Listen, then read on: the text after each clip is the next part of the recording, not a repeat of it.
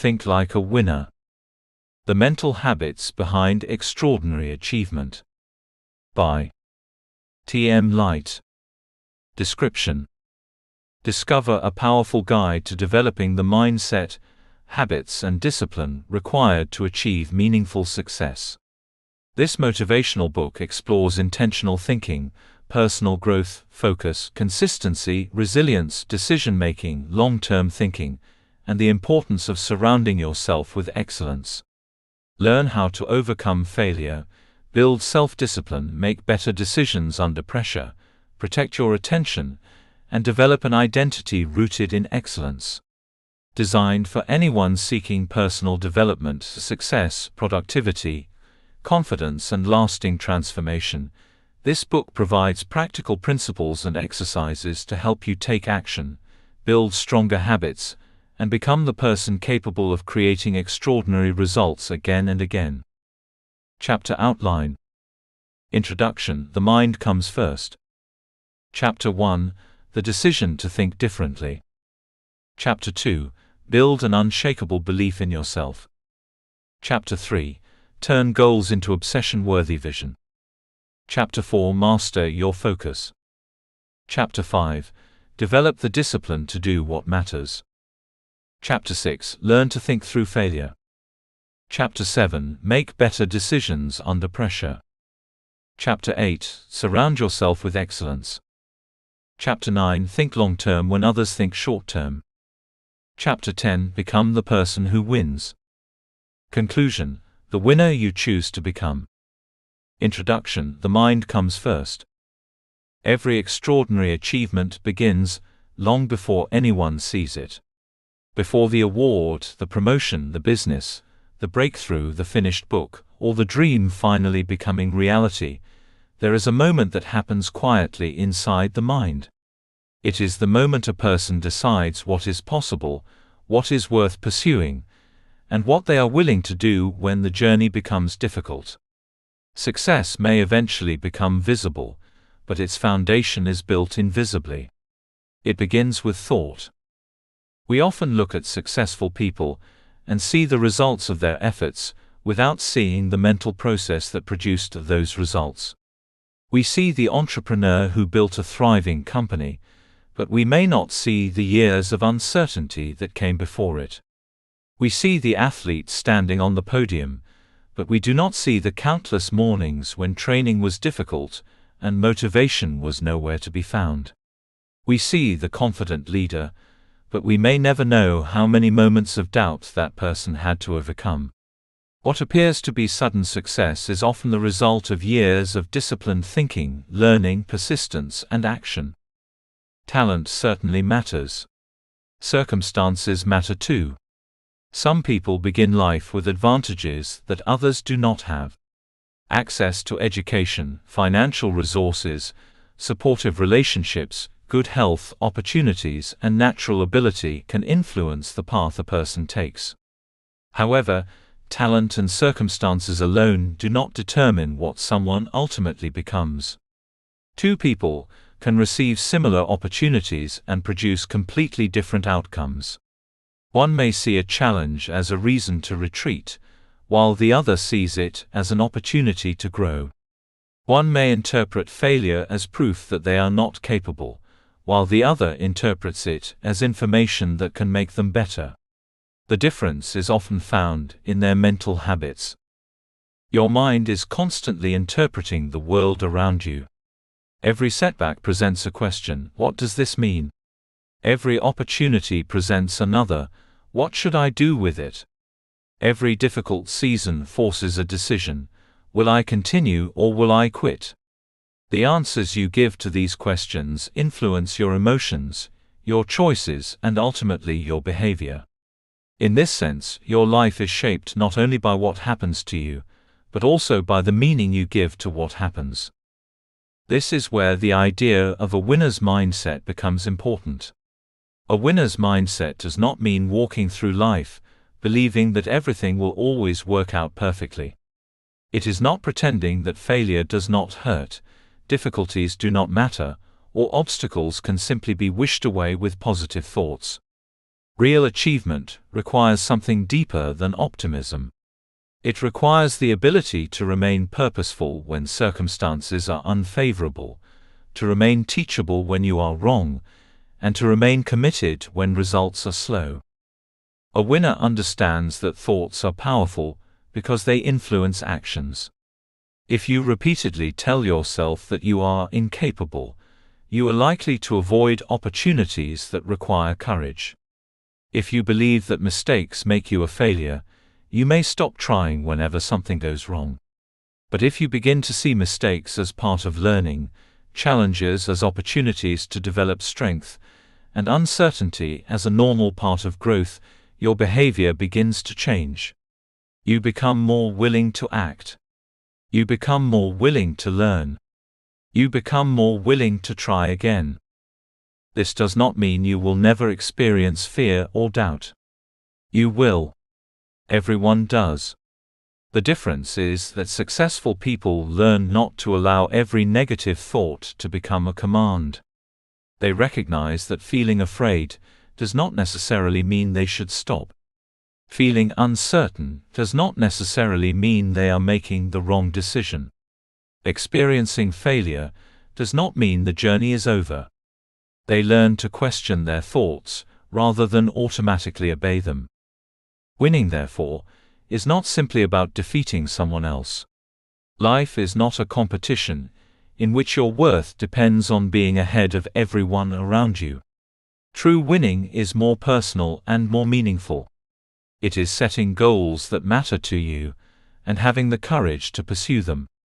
It is becoming more disciplined, more capable, more resilient, and more confident than you were before.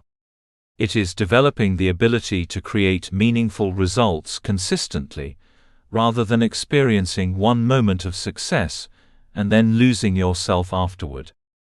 Extraordinary achievement is rarely produced by one dramatic decision. More often, it is created through small mental choices repeated over time. You choose to focus when distraction is easier. You choose discipline when comfort is tempting. You choose to learn when your ego wants to defend itself. You choose persistence when progress feels invisible. You choose responsibility when blaming others would be easier. Eventually, these choices become habits, and those habits begin to shape your identity. That is what this book is about. In the chapters ahead, we will explore the mental habits that can help you think more intentionally, strengthen your self-belief, create a compelling vision, protect your focus, develop discipline, learn from failure, make better decisions under pressure, surround yourself with excellence, and think beyond immediate gratification. Most importantly, we will explore how these habits can help you become the person capable of sustaining extraordinary achievement. You do not need to have everything figured out before you begin. You do not need perfect circumstances, unlimited confidence, or a guarantee of success. You only need the willingness to examine the way you think, and the courage to change what no longer serves you.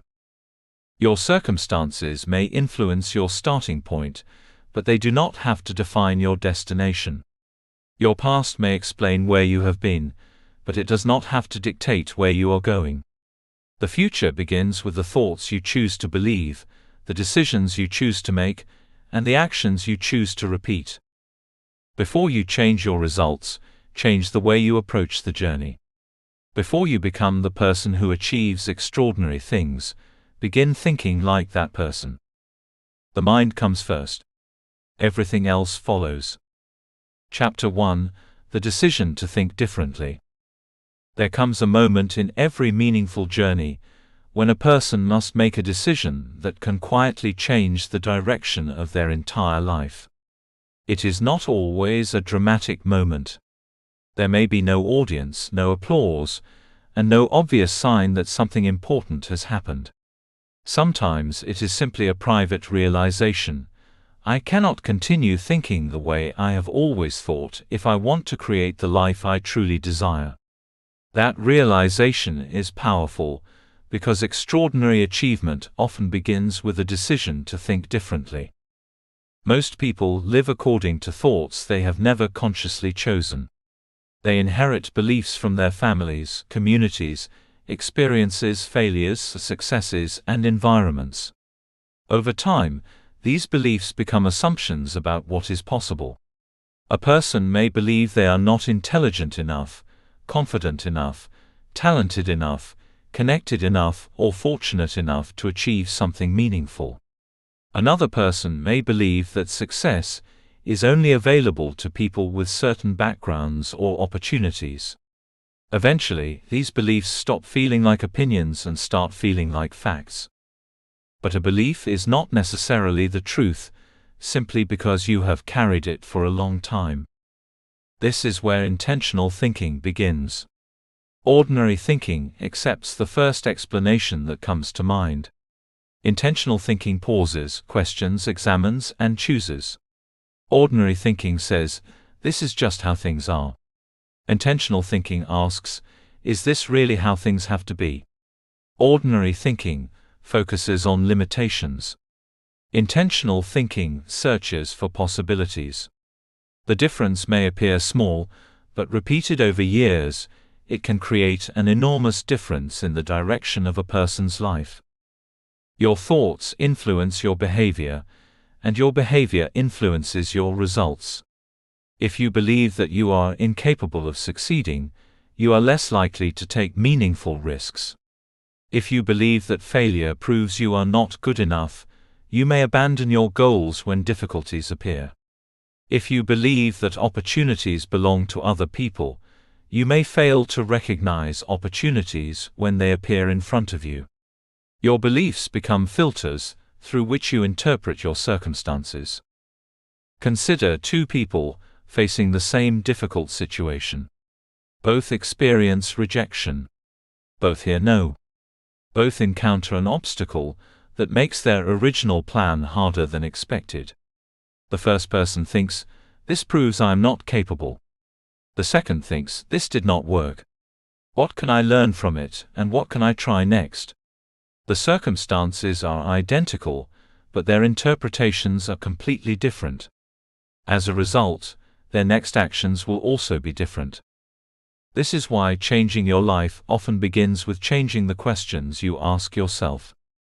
One of the most powerful questions you can learn to ask is not, "Why can't I?" but "How can I?" The question, "Why can't I?" searches for evidence that your goal is impossible.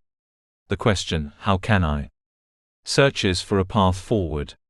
It does not promise that the answer will be easy. It simply refuses to assume that difficulty means impossibility. Imagine someone who wants to start a business but has limited money. "I can't start because I don't have enough money," closes the conversation. "How can I begin with the resources I have?" opens it. Perhaps the answer involves starting smaller, learning a skill, finding a partner, saving gradually, serving a smaller market, or creating a different business model. The second question does not remove the obstacle. It changes the person's relationship with the obstacle. This principle applies far beyond business. Perhaps you want to change careers, improve your health, repair a relationship, write a book, develop a skill, pursue education, or become financially independent. There will always be reasons why the goal is difficult. The mind that focuses only on those reasons eventually becomes trapped by them. The mind that asks how to move forward begins searching for solutions. This does not mean ignoring reality. Thinking differently is not pretending that problems do not exist. It is refusing to give problems more power than they deserve. A strong thinker can acknowledge difficulty without surrendering to it. You can say, "This is hard," without saying, "This is impossible." You can admit, "I do not know how to do this yet," without concluding, "I will never be able to do it." The word "yet" can become a powerful bridge between your current identity and your future potential. Another important part of thinking differently is taking ownership. You cannot control everything that happens to you. Life contains circumstances that are unfair, unexpected, and completely outside your influence. Other people's decisions can affect you. Economic conditions can change. Opportunities can disappear. Plans can fail. People can disappoint you. You cannot control every event, but you can take responsibility for your response. Ownership means asking, what is within my control now?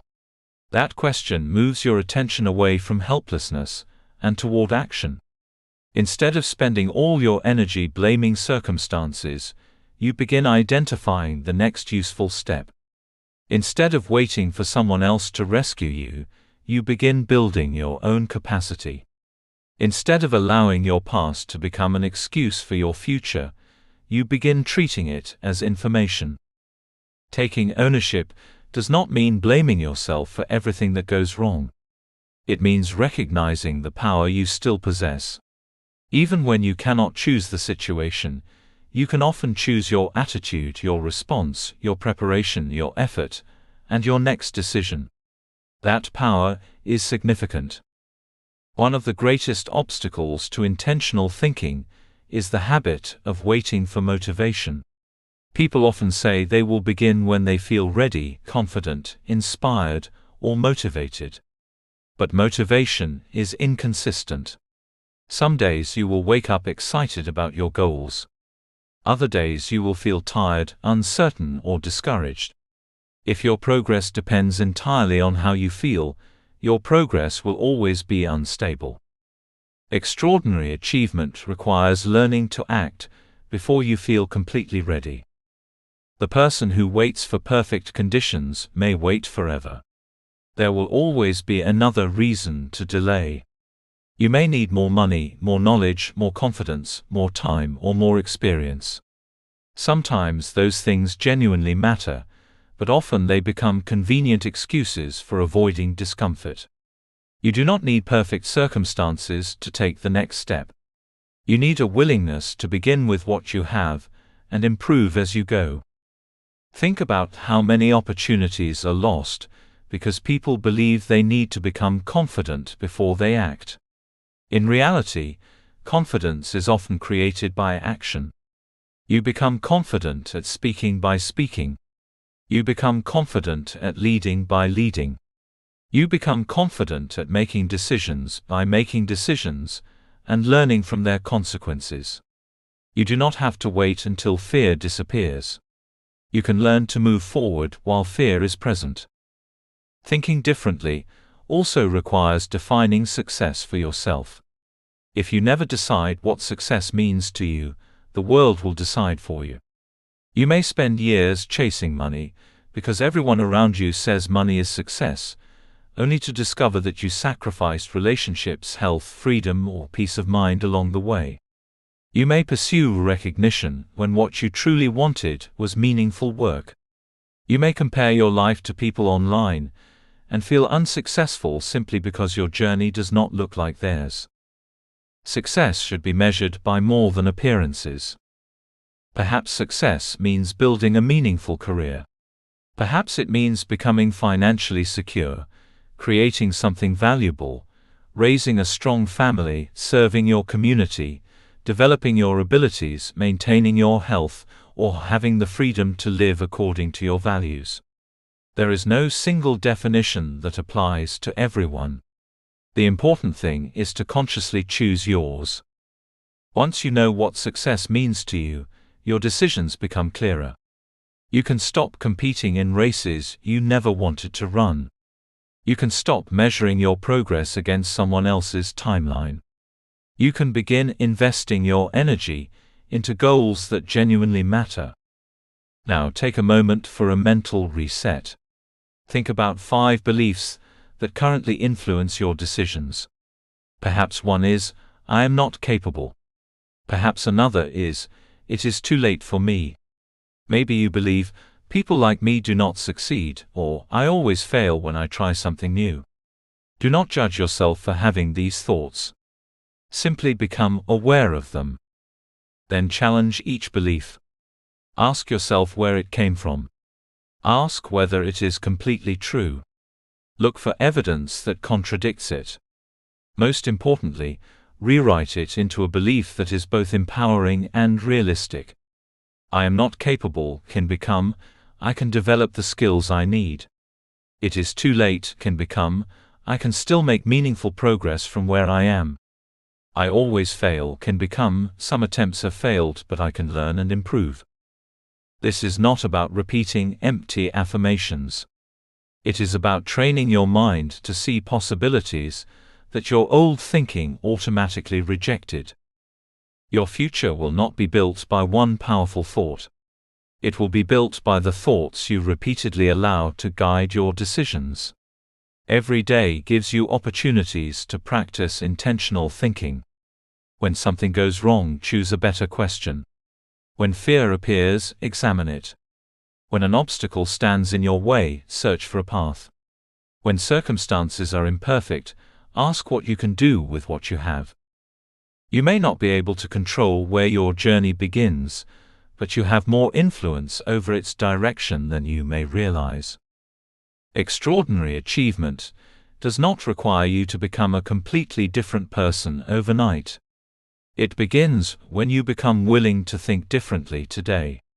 Challenge the assumptions that have kept you small. Question the limits you have accepted without examination. Stop asking whether the road will be easy, and start asking whether the destination is worth pursuing. The greatest transformation often begins with a simple decision: I will no longer allow old thinking to determine my future. You cannot consistently create extraordinary results while operating from ordinary assumptions. Change the way you think, and you begin changing the choices available to you. Change your choices, and you begin changing your actions. Change your actions consistently, and eventually you begin changing your life. The decision is yours. Think differently. Act differently. Become different. Chapter 2. Build an unshakable belief in yourself. There is a quiet force behind almost every extraordinary achievement, and that force is self-belief. Before you can consistently pursue something difficult, you must believe that you are capable of becoming the person who can accomplish it. This does not mean believing that you are perfect, superior to everyone else, or guaranteed to succeed. It means believing that you are capable of learning, adapting, growing, recovering, and continuing even when the outcome is uncertain. Many people underestimate the importance of believing in themselves because they assume confidence is something a fortunate few are simply born with. They look at confident people and imagine that those individuals have never experienced fear, insecurity, rejection, or doubt. But confidence rarely works that way.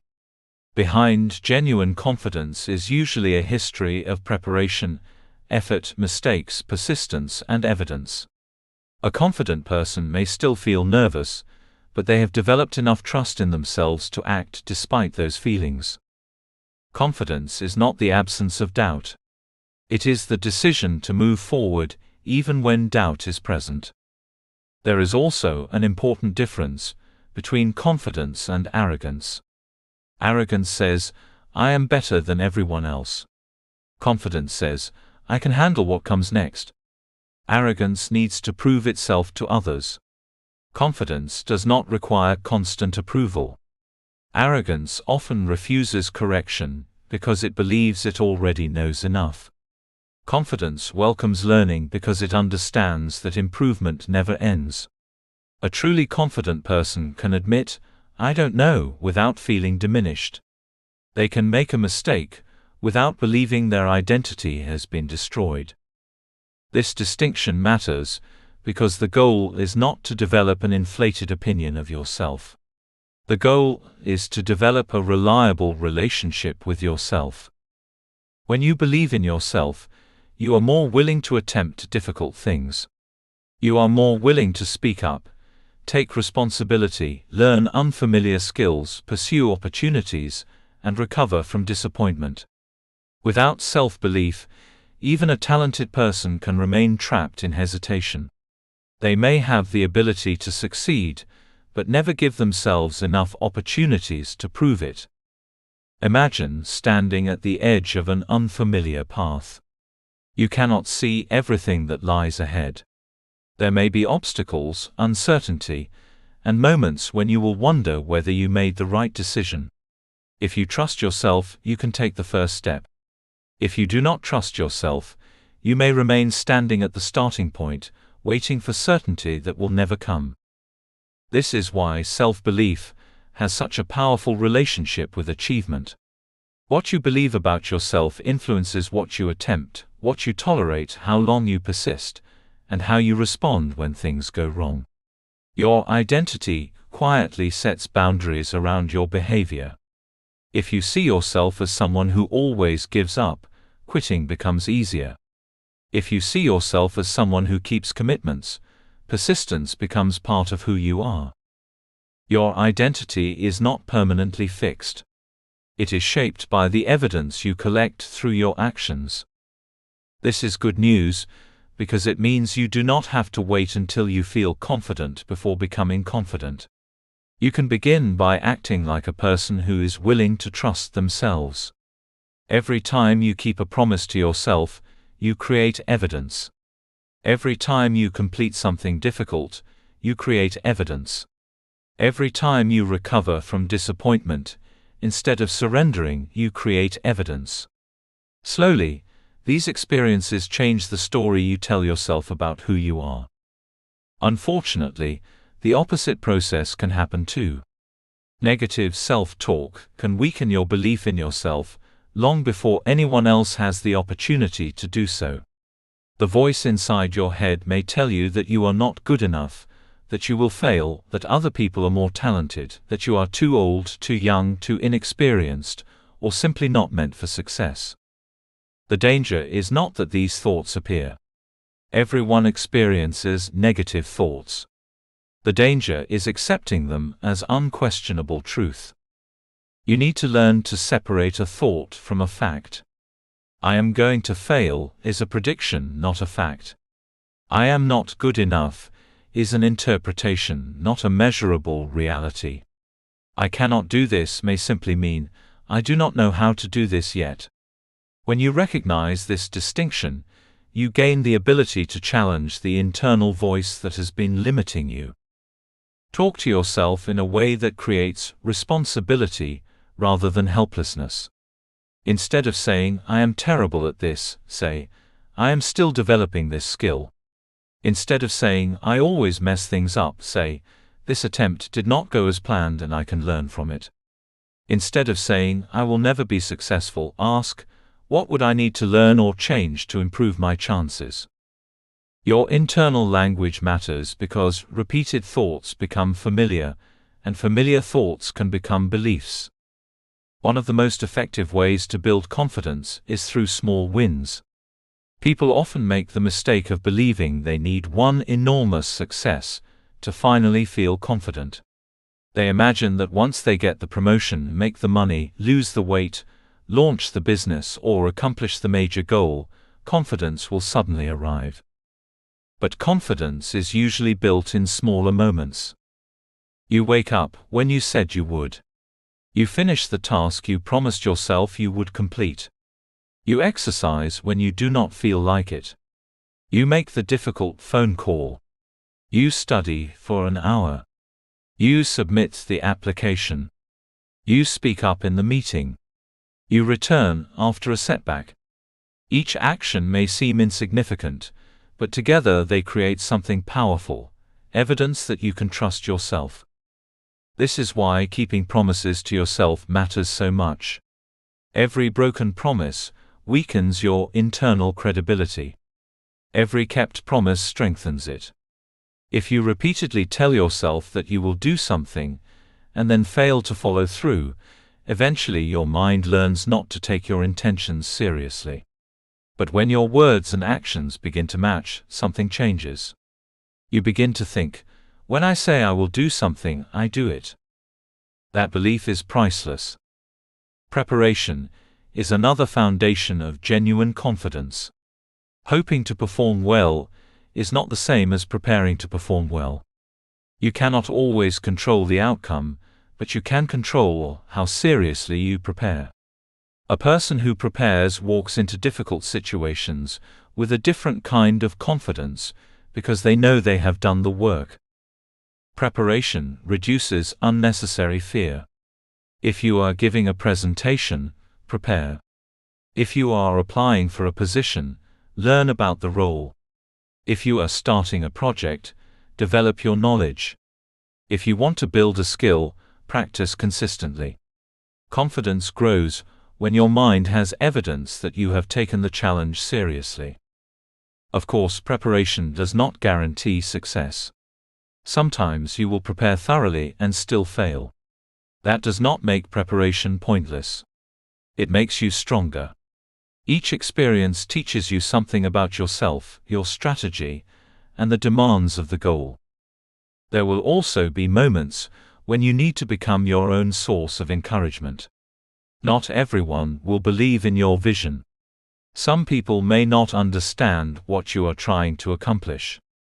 Others may project their fears onto you because they cannot imagine themselves doing what you are attempting. You can listen respectfully, without allowing every opinion to become your identity. Develop a stronger internal voice. Remind yourself of what you have survived. Remember the difficult situations you once believed you could not overcome. Remember the skills you have learned. Remember the times you kept going when quitting would have been easier. Your past contains evidence of strength that your current doubts may be trying to make you forget. This is where the evidence list becomes powerful. Take time to write down the challenges you have already overcome. Record the skills you have developed, even those that now seem ordinary. Think about commitments you have kept, difficult conversations you have faced, responsibilities you have carried, setbacks you have survived, and moments when you chose courage over comfort.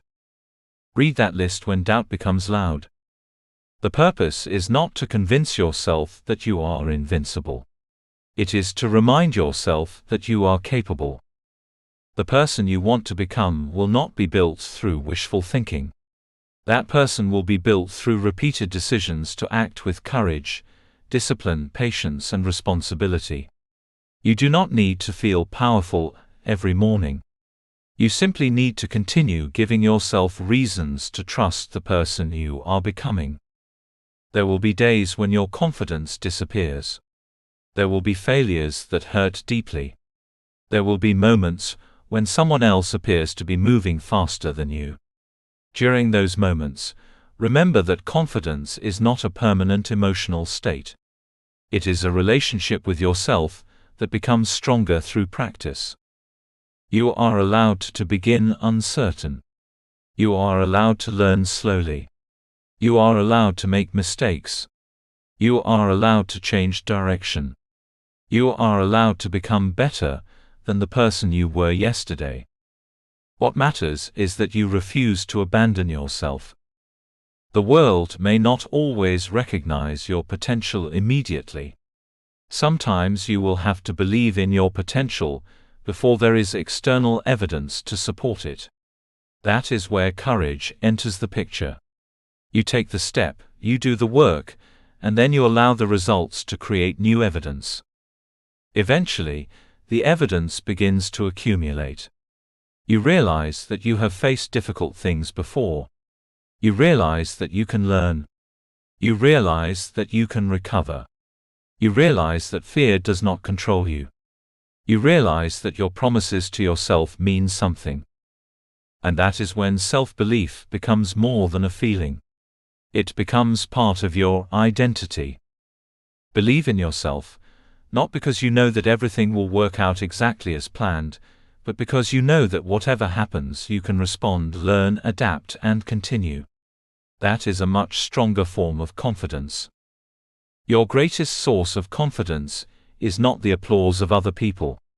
It is the quiet knowledge that you can trust yourself when life becomes difficult. Build that trust one decision at a time. Keep one more promise. Take one more courageous step. Learn one more lesson. Try one more time. Self-belief becomes stronger when your actions repeatedly prove that you can trust yourself. And when you learn to trust yourself, there are fewer limits you are willing to accept as permanent. Chapter 3. Turn goals into obsession-worthy vision. A dream can inspire you, but a clear vision can move you. Many people want a better life, greater financial freedom, meaningful work, stronger relationships, improved health, or personal growth. They sincerely desire these things, yet desire alone rarely creates transformation. Wanting something is only the beginning. The difference between wishing for a better future and deliberately creating one often comes down to clarity. When your destination is unclear, your effort becomes scattered. You may work hard without moving in a meaningful direction. You may spend months or years being busy without becoming significantly better. A clear vision changes that. It gives your ambition a destination and helps you recognize which actions deserve your time, attention, and energy. Vague goals produce vague results because they leave too much room for confusion. Saying, "I want to be successful," sounds inspiring, but what does success actually mean? Does it mean earning a certain amount of money, building a company, becoming an expert, having more freedom, helping your family, or creating something meaningful? Without a clear answer, you cannot build a reliable plan. An intention tells you what you would like to happen. A goal gives you a target. A vision goes deeper. It describes the future you are determined to create, and the person you want to become while creating it. Think of vision as the picture on the horizon that gives meaning to the steps beneath your feet. Your goals are milestones along the road, and your daily actions are the steps that take you toward them. Without the larger picture, even important goals can feel empty. With a compelling vision, ordinary actions become meaningful because you understand what they are building. Your vision should be connected to your values. If your goals are based entirely on what other people expect from you, you may achieve them and still feel unfulfilled. You might pursue a career because your family considers it impressive, chase wealth because society tells you it proves your worth, or seek recognition because you want approval. Ask yourself what matters when nobody is watching. What kind of person do you want to be? What experiences do you want your life to contain? What do you want your work to contribute? Who do you want beside you? What kind of health, freedom, character, and peace do you want? These questions move you beyond superficial ambition and toward meaningful vision. A powerful vision should make you excited about the future while making you willing to work for it. It should be large enough to stretch you, but clear enough to guide your decisions. You should be able to imagine it so vividly that it becomes emotionally real. This is where visualization can help. Visualization is not magic, and it is not a substitute for action.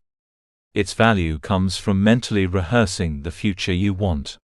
Imagine waking up 3 or 5 years from now and looking around at the life you have built. Where are you living? What work are you doing? How do you spend your days? What does your financial situation look like? Who is around you? How do you feel physically? What skills have you developed? What can you do then that you cannot do today? The clearer the picture, the easier it becomes to recognize the actions that belong in your present. When you can see the destination, you begin to notice which roads will take you there, and which ones will only waste your time. However, a vision can become overwhelming if it remains enormous and distant. A dream of building a successful company, becoming financially independent, transforming your health, or mastering a skill can seem so large that you do not know where to begin. Great ambition must therefore be broken into manageable targets. You do not build a remarkable life in one giant leap. You build it through smaller commitments that accumulate. A 5-year vision can become a 3-year objective. A 3-year objective can become a 1-year target. A 1-year target can become a 90-day project. A 90-day project can become a weekly commitment. A weekly commitment can become today's action. This process transforms imagination into movement. Suppose your vision is financial independence. That may require increasing your income, reducing unnecessary expenses, developing valuable skills, investing consistently, or building additional revenue. Small actions become powerful when they are connected to a larger direction. 1 hour of learning may not transform your finances immediately, but repeated learning can develop a skill that changes your earning potential.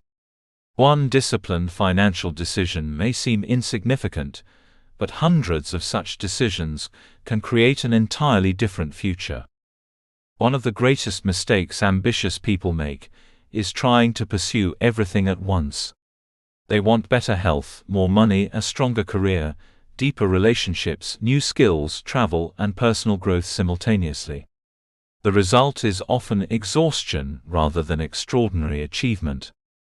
You cannot give maximum attention to every possible goal at the same time. Focus requires choice. Choosing a priority does not mean abandoning everything else forever. It means recognizing that certain seasons of life require concentrated effort. Ask yourself what matters most right now. What single improvement could create the greatest positive effect on the rest of your life? What deserves your best energy? The ability to say, "not now," can be just as important as the ability to say yes. Your vision should remain visible. Life becomes busy, and distractions can slowly pull you away from what once mattered. Write your vision down and revisit it regularly. Reflect on your progress. Adjust your strategy when circumstances change, but do not casually abandon the destination because the road became difficult. There is a difference between persistence and stubbornness. Persistence means remaining committed to what matters while being willing to change how you get there. If a strategy is failing, change the strategy. If a goal no longer reflects your values, reconsider it. But do not confuse temporary discomfort with a reason to surrender a meaningful dream. Your vision also needs emotional depth. A goal that exists only as a number may not sustain you through difficulty. Connect the goal to what it represents. Financial freedom may represent security for your family. Building a business may represent independence and contribution. Improving your health may represent having the energy to enjoy the people and experiences you love. Education may represent becoming capable of opportunities that are currently beyond your reach. When your goal has meaning, discipline becomes easier because you are not simply working toward an outcome. You are protecting a future that matters to you. You are saying yes to something larger than today's comfort. Now create your future blueprint. Imagine yourself 3 to 5 years from today. Do not focus only on possessions or status. Describe your ideal life in detail.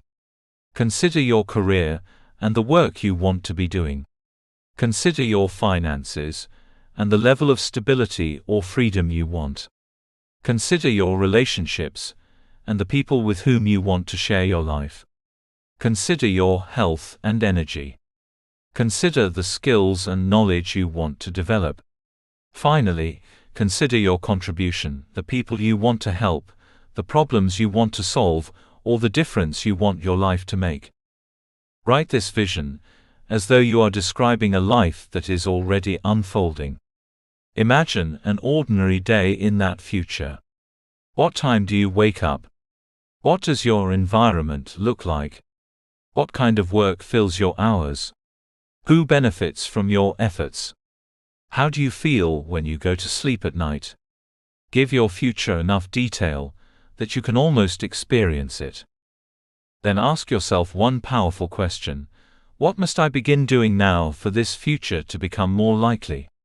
That question brings the future into the present. Your vision will evolve as you grow. What matters is having a direction strong enough to guide you.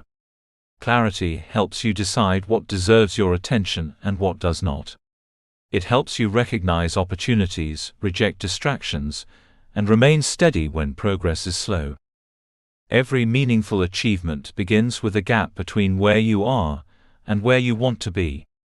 Your responsibility is not to cross that gap in one day. Your responsibility is to keep moving.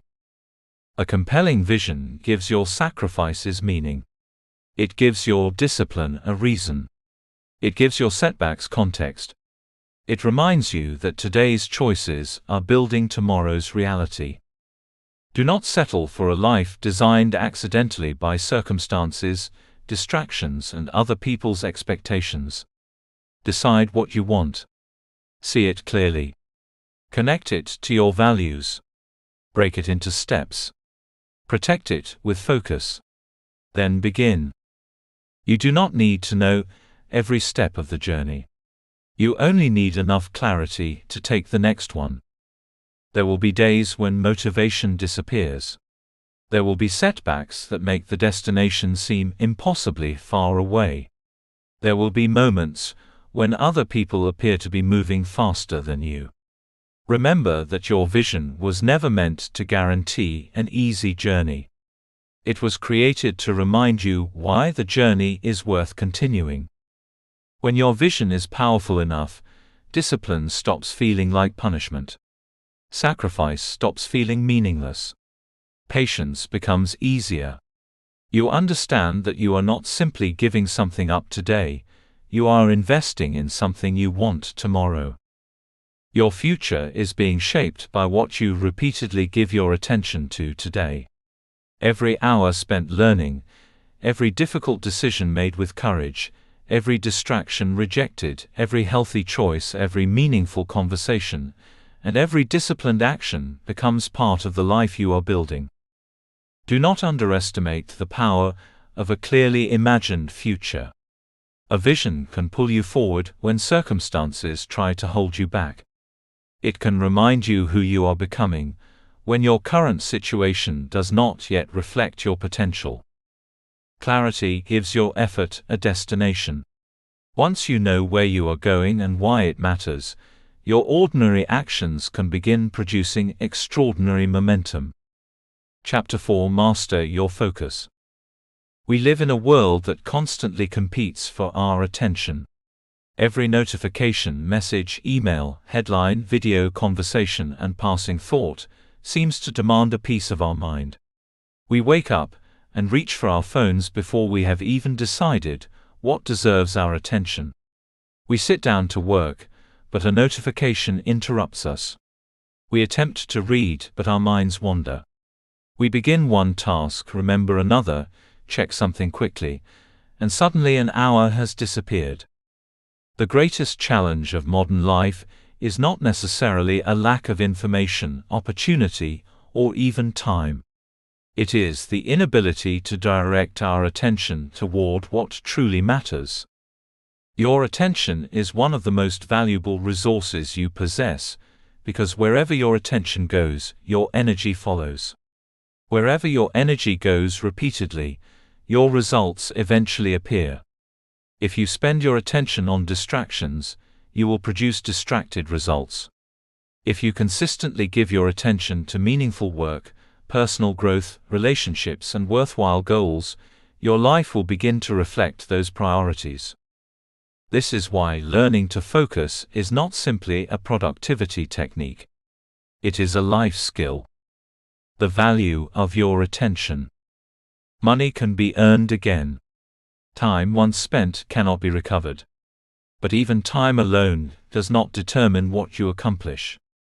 What matters is how effectively you use your mind during that time. Two people can have the same 24 hours and produce completely different results because they direct their attention differently. One person may spend hours moving between social media, messages, entertainment, and unnecessary conversations. Another may spend those same hours learning, building, creating, exercising, working, and investing in relationships.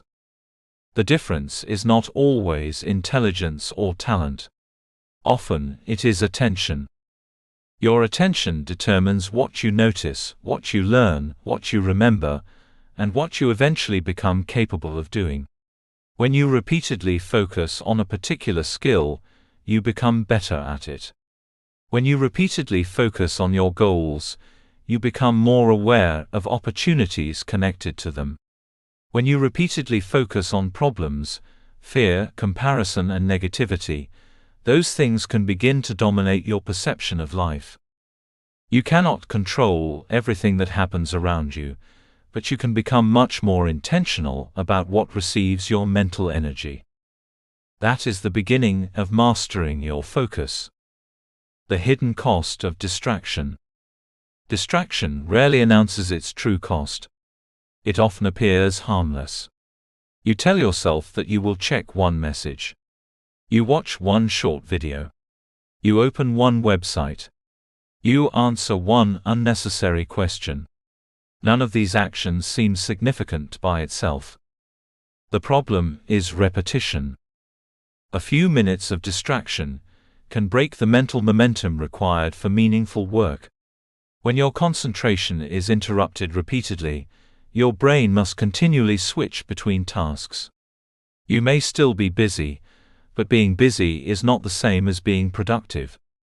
Constant distraction also creates a dangerous illusion, the feeling that you are doing many things, when in reality you are giving very little of yourself to any one thing.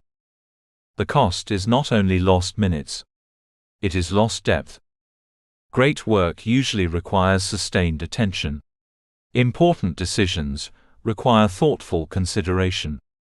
Learning requires concentration. Creativity needs space. Strong relationships require presence. Personal growth requires reflection. If your mind is always occupied by noise, you leave little room for depth. You must therefore stop asking only, "How can I do more?" and begin asking, "What deserves more of my attention?" That question can change your life. Train your brain to focus. Focus is not a personality trait reserved for a lucky few. It is a skill that can be developed. Like physical strength, concentration becomes stronger through deliberate practice. If your mind has become accustomed to constant stimulation, do not expect yourself to suddenly concentrate for 3 hours without interruption. Start smaller. Choose one meaningful task, and give it your complete attention for 20 or 30 minutes. Put your phone away. Close unnecessary tabs. Remove anything that does not belong to the task. When your mind tries to escape, gently bring it back. At first, this may feel uncomfortable. You may discover how often your mind searches for stimulation. Resist the temptation to judge yourself. Simply return to the work. Every time you bring your attention back, you are training your mind. Over time, increase the length of your focused sessions. What initially feels difficult will gradually become normal. You will discover that concentration is not something you wait to feel. It is something you practice. Important work versus urgent noise. One of the greatest enemies of focus is urgency. Urgent things demand immediate attention, but they are not always important. A ringing phone feels urgent. A new message feels urgent. An email notification feels urgent. Someone else's request may feel urgent. But your most important goals may make no noise at all. Writing your book does not send you a notification. Exercising does not demand that you do it immediately. Building a business does not always announce a deadline. Developing a valuable skill may not feel urgent today. Yet these quiet activities can shape your future far more than the constant stream of urgent interruptions. Mastering your focus means learning to distinguish between what demands your attention and what deserves your attention. Before beginning each day, identify the work that will genuinely move your life forward. Give that work priority, before allowing less important demands to consume your best energy. Do not allow other people's urgency to become the organizing principle of your life. The power of single tasking.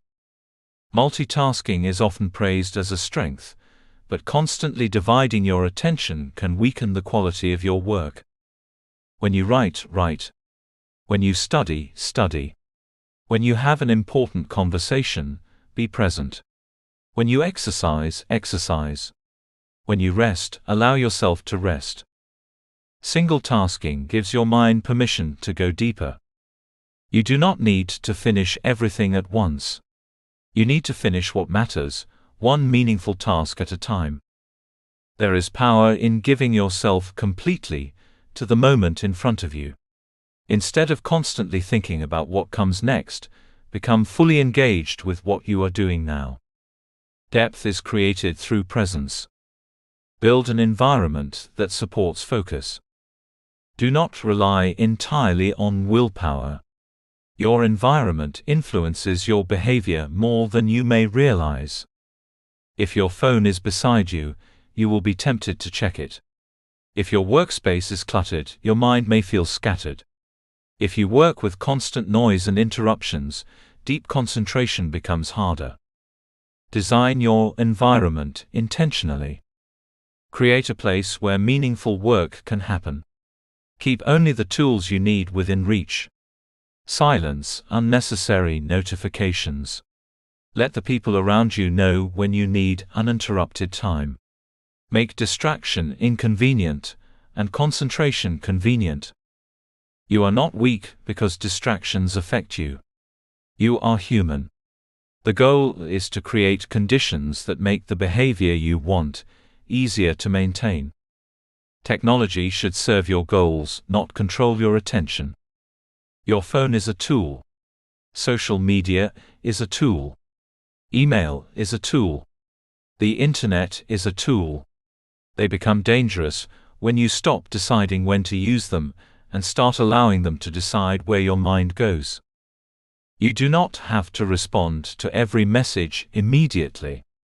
You do not have to consume every piece of content placed in front of you. You do not have to be available every minute of every day. Give technology boundaries. Check messages at intentional times. Turn off unnecessary notifications. Create periods during the day when you are completely disconnected from digital interruptions.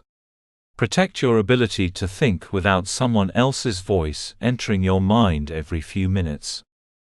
Learn to say no. Every yes carries a cost. When you say yes to an unnecessary commitment, you may be saying no to your goals. When you give your attention to every conversation, request, invitation, and opportunity, you may leave nothing for the work that truly matters. Learning to say no is not selfish. It is a form of responsibility. You cannot pursue everything. You cannot attend every event, answer every message, solve every problem, and accept every opportunity. Your time and attention are limited. A focused life requires choices. Say no to what repeatedly pulls you away from the person you are trying to become. Say no to unnecessary interruptions. Say no to commitments that do not align with your values. Say no when saying yes would leave you exhausted and unable to give your best to what matters most. Every intentional no creates space for a meaningful yes. Protect your best hours. Not every hour carries the same quality of energy. There are periods when your mind is sharp, creative, and alert. There are other periods when your energy naturally declines. Learn when you do your best thinking and protect those hours. Do not automatically give your strongest mental hours to notifications, social media, trivial errands, or other people's demands. Whenever possible, reserve your best time for your most important work. Your greatest goals deserve your greatest energy. This does not mean every day will be perfectly organized. Life will interrupt you. Emergencies will happen. Responsibilities will change. Some days will be messy. The goal is not perfection. The goal is intentionality. When you control your attention more consistently, you regain a sense of control over your life. The focus audit. For the next 7 days, become an observer of your own attention. Do not attempt to change everything immediately. First, discover where your attention is actually going. Notice how often you check your phone. Notice which conversations drain you. Notice which websites consume your time. Notice when you procrastinate and what you use to escape meaningful work. Notice which activities leave you energized and which leave you mentally exhausted. At the end of each day, ask yourself, what received most of my attention today? Then ask, did those things deserve it? At the end of the week, identify the 3 biggest sources of wasted mental energy. Do not criticize yourself. Study the pattern. Then make a decision. Remove 1 unnecessary distraction. Reduce 1 recurring interruption.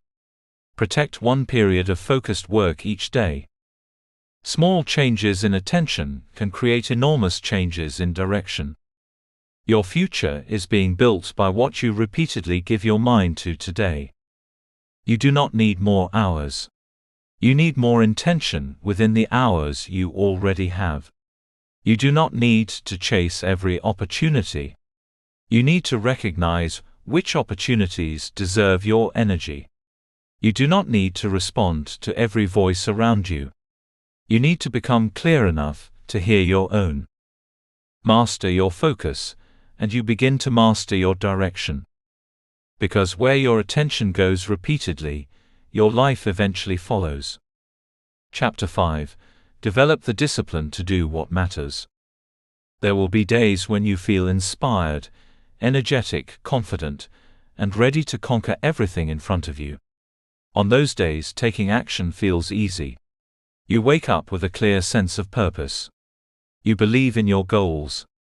You feel motivated to work, exercise, learn, create, improve, and become better than you were yesterday.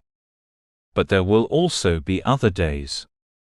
There will be mornings when you do not feel like getting out of bed. There will be afternoons when the work feels difficult and distractions seem much more attractive. There will be evenings when you know what you should do, but you would rather postpone it until tomorrow. There will be moments when your excitement disappears and your goal suddenly feels far away. This is where discipline becomes more important than motivation. Motivation can start the journey, but discipline keeps you moving when motivation disappears. If you build your life around how you feel, your progress will constantly rise and fall with your emotions. But when you develop discipline, you learn to act according to your commitments rather than your moods. Discipline is the ability to do what matters, especially when doing it is difficult. Motivation is not enough. Motivation is valuable, but it is unreliable. It comes and goes. Sometimes a powerful speech, inspiring book, successful person, personal experience, or exciting opportunity can give you enough motivation to take action. But motivation alone cannot carry you through months and years of effort. Imagine deciding to exercise every morning because you feel inspired today. You may have an excellent first week. But what happens when you are tired?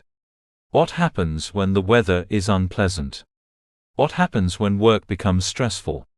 What happens when progress is slower than expected? If your commitment depends on feeling motivated, you will eventually stop. Discipline changes the question. Instead of asking, "Do I feel like doing this today?" you ask, "Is this important enough for me to do anyway?" That question separates temporary enthusiasm from genuine commitment. Successful people are not always more motivated than everyone else. They simply learn how to keep moving when motivation becomes quiet. Discipline can be trained. Many people believe disciplined people were simply born that way. They imagine that some people naturally wake up early, exercise consistently, manage their money, study regularly, and finish what they start. But discipline is not a gift reserved for a special group of people. It is a skill. Like any skill, it becomes stronger through practice. Every time you keep a promise to yourself, you strengthen your discipline. Every time you complete an important task, despite not feeling like it, you become more reliable.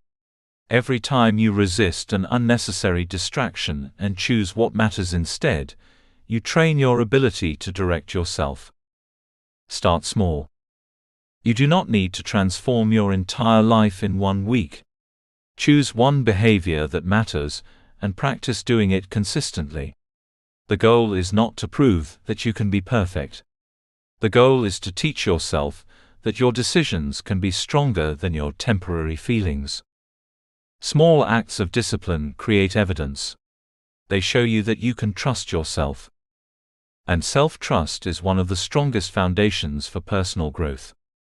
Build systems, not dependence on willpower. Willpower is useful, but it has limits. If you constantly force yourself to make the right decision in the middle of distractions, eventually you will become tired. Instead of depending entirely on willpower, build systems that make good decisions easier. If you want to exercise in the morning, prepare your clothes the night before. If you want to read more, keep a book where you normally sit. If you want to spend less time on your phone, remove unnecessary applications and notifications. If you want to write every day, establish a specific time and place for writing. The goal is to reduce the number of decisions required. When the right action becomes part of your routine, you do not need to negotiate with yourself every day. You simply follow the system. Discipline becomes easier when your environment supports your intentions. Create routines that carry you. A productive routine removes uncertainty. When you know what you are supposed to do and when you are supposed to do it, you spend less mental energy deciding whether to begin. A routine might begin with waking up at a consistent time, preparing yourself for the day, reviewing your priorities and completing your most important task before becoming overwhelmed by distractions. It might include regular exercise, focused work, learning, reflection, and adequate rest. Your routine does not need to look impressive. It needs to be sustainable. The best routine is not the one that looks perfect on paper. It is the one you can continue when life becomes difficult. Do not build a routine designed for your best days. Build one that can survive your ordinary days. Consistency beats intensity. One of the biggest mistakes people make is trying to do too much too quickly. They decide to exercise for 2 hours every day, read 5 books a month, work 12-hour days, completely eliminate every unhealthy habit, and transform their lives overnight. The excitement may last for a while.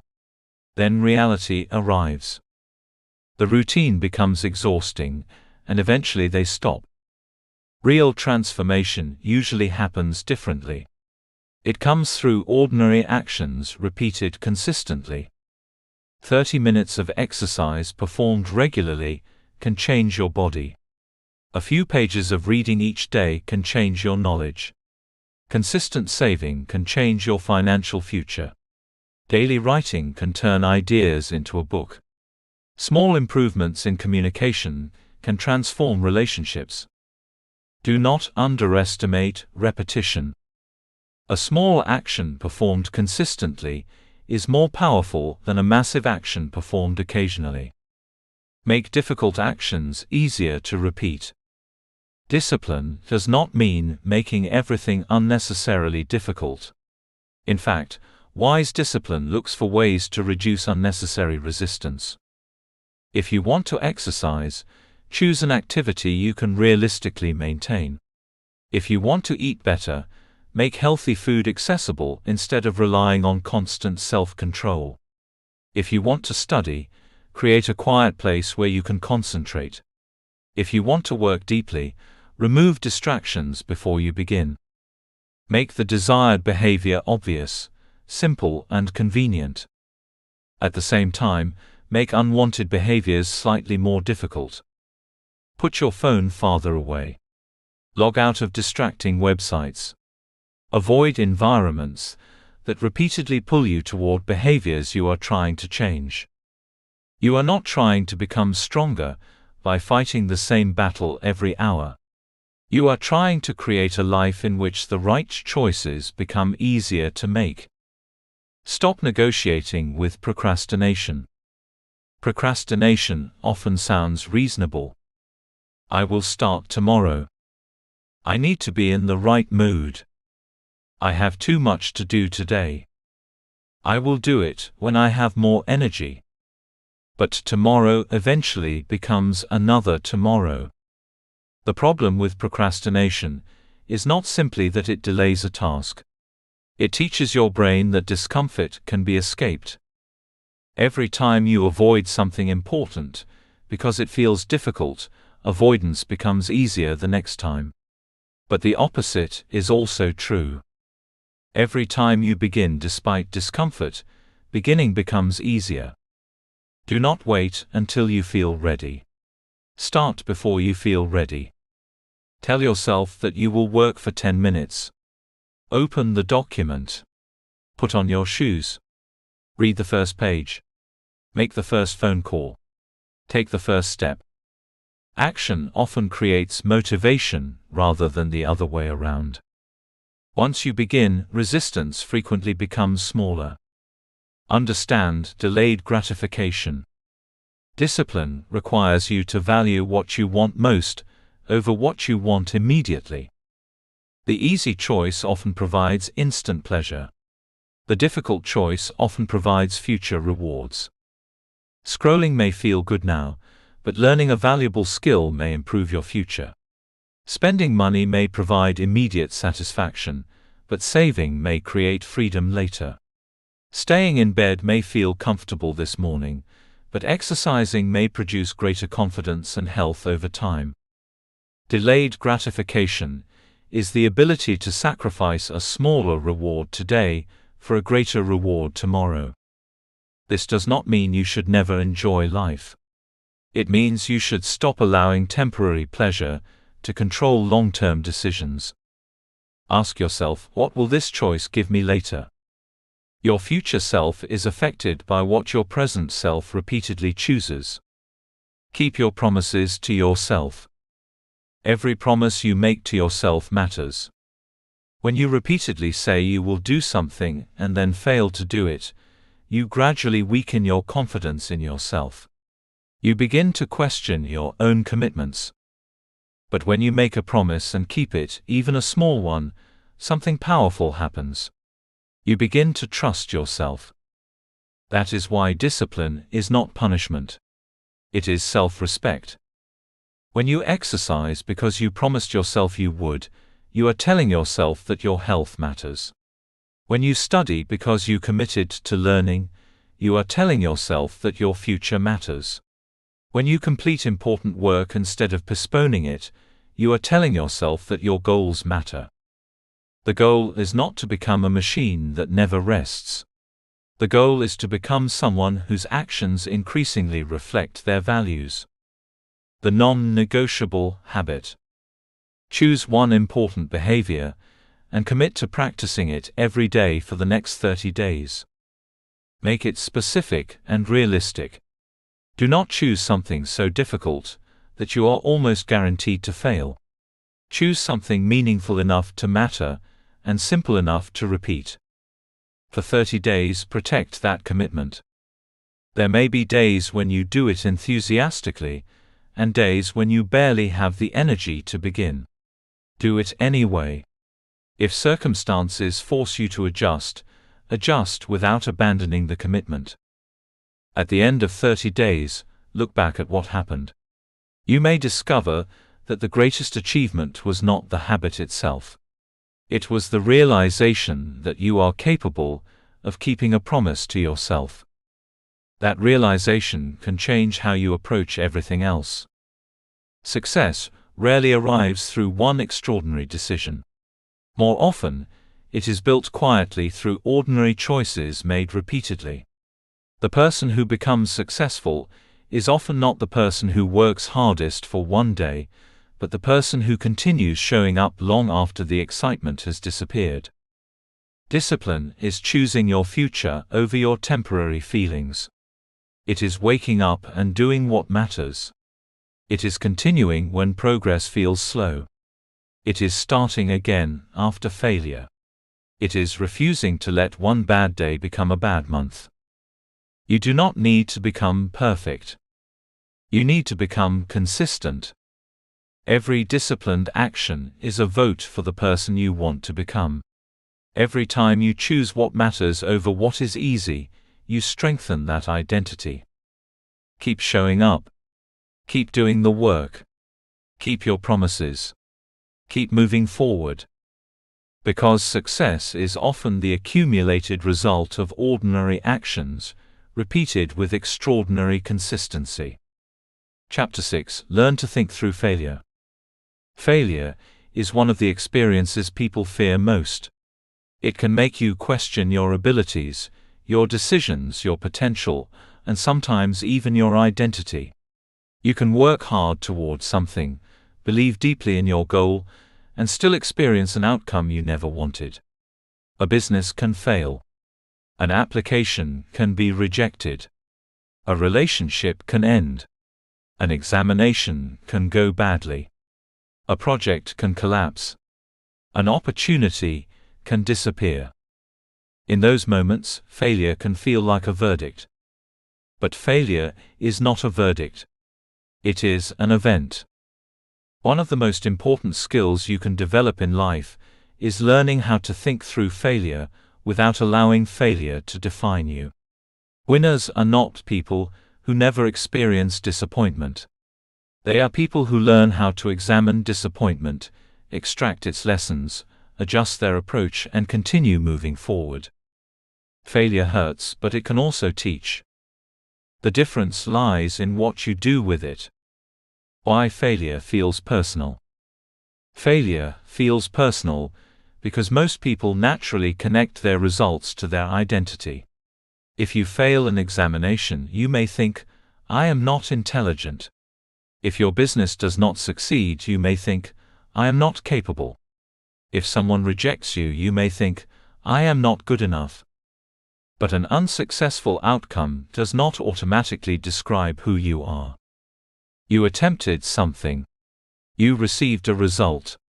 That result contains information, but it does not contain your entire identity. There is a difference between saying "this did not work" and saying "I cannot do this." The first statement describes an experience. The second creates a permanent identity from a temporary outcome. Be careful with the stories you tell yourself after disappointment. Your mind may want to turn one failure into evidence that you will always fail. Resist that temptation. You are not your worst decision. You are not your most embarrassing moment. You are not the opportunity you lost. You are not the rejection you received. You are the person who can learn from all of those experiences. Failure is not the same as feedback. Imagine trying to reach a destination and discovering that the road you selected is closed. You would not conclude that reaching the destination is impossible. You would look for another route. Failure can work in exactly the same way. An unsuccessful result may be telling you that your strategy needs to change. Perhaps you need more preparation. Perhaps your timing was wrong. Perhaps you misunderstood the problem. Perhaps you lacked the necessary resources. Perhaps you were pursuing the wrong goal. Perhaps you made an avoidable mistake. The result gives you information. This is why you should learn to replace the word failure with the word feedback whenever appropriate. Feedback is not always pleasant, but it is useful. If you approach setbacks with curiosity instead of shame, you become capable of learning from experiences that would otherwise simply hurt you. Ask yourself, what is this result showing me? That question creates possibilities. Turn mistakes into lessons. A mistake becomes expensive when you repeat it without learning from it. Everyone makes mistakes. The difference between people is often what happens afterward. Some people hide their mistakes. Others blame circumstances, other people bad luck or timing. Some become so embarrassed that they refuse to examine what happened. But growth requires honesty. Look directly at the mistake. Not to punish yourself, but to understand it. Maybe you acted too quickly.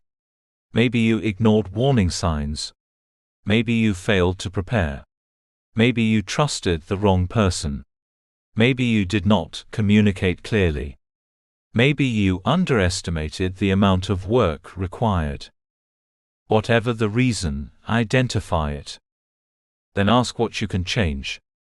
A mistake that teaches you something valuable can become part of your education.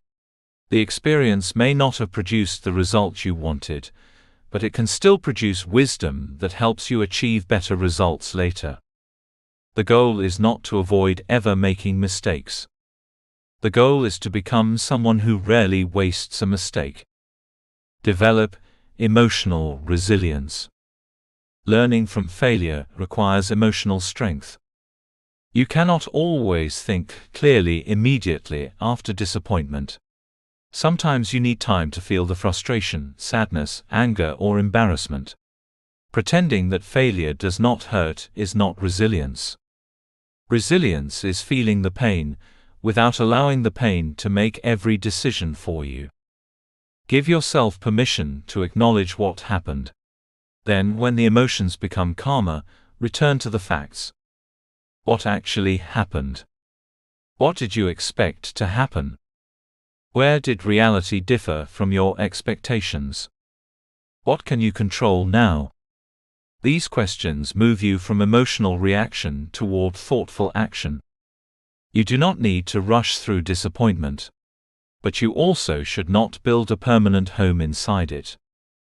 A setback deserves your attention, not your entire identity. Avoid the blame mindset. When things go wrong, blaming others can feel comforting because it protects us from responsibility. If everything was someone else's fault, then we do not have to examine our own decisions. But blame rarely produces growth. Taking responsibility does not mean accepting responsibility for everything. Some things genuinely happen outside your control. Other people can make poor decisions. Circumstances can be unfair. Life can create obstacles you never expected. You should acknowledge those realities. But then ask the more powerful question, what is within my control now? Perhaps you cannot change what happened, but you can change how you respond. You can improve your preparation. You can seek better information. You can change your strategy. You can establish stronger boundaries. You can develop a new skill. Responsibility gives you power because it focuses your attention on what you can influence. Blame keeps you looking backward. Responsibility helps you move forward. Know when to persist and when to change direction. Resilience does not mean stubbornly repeating the same strategy forever. Sometimes the answer is to keep going. Other times, the answer is to change direction. Persistence means remaining committed to something meaningful despite difficulty. Stubbornness means refusing to change even when evidence shows that your approach is not working. Learn the difference.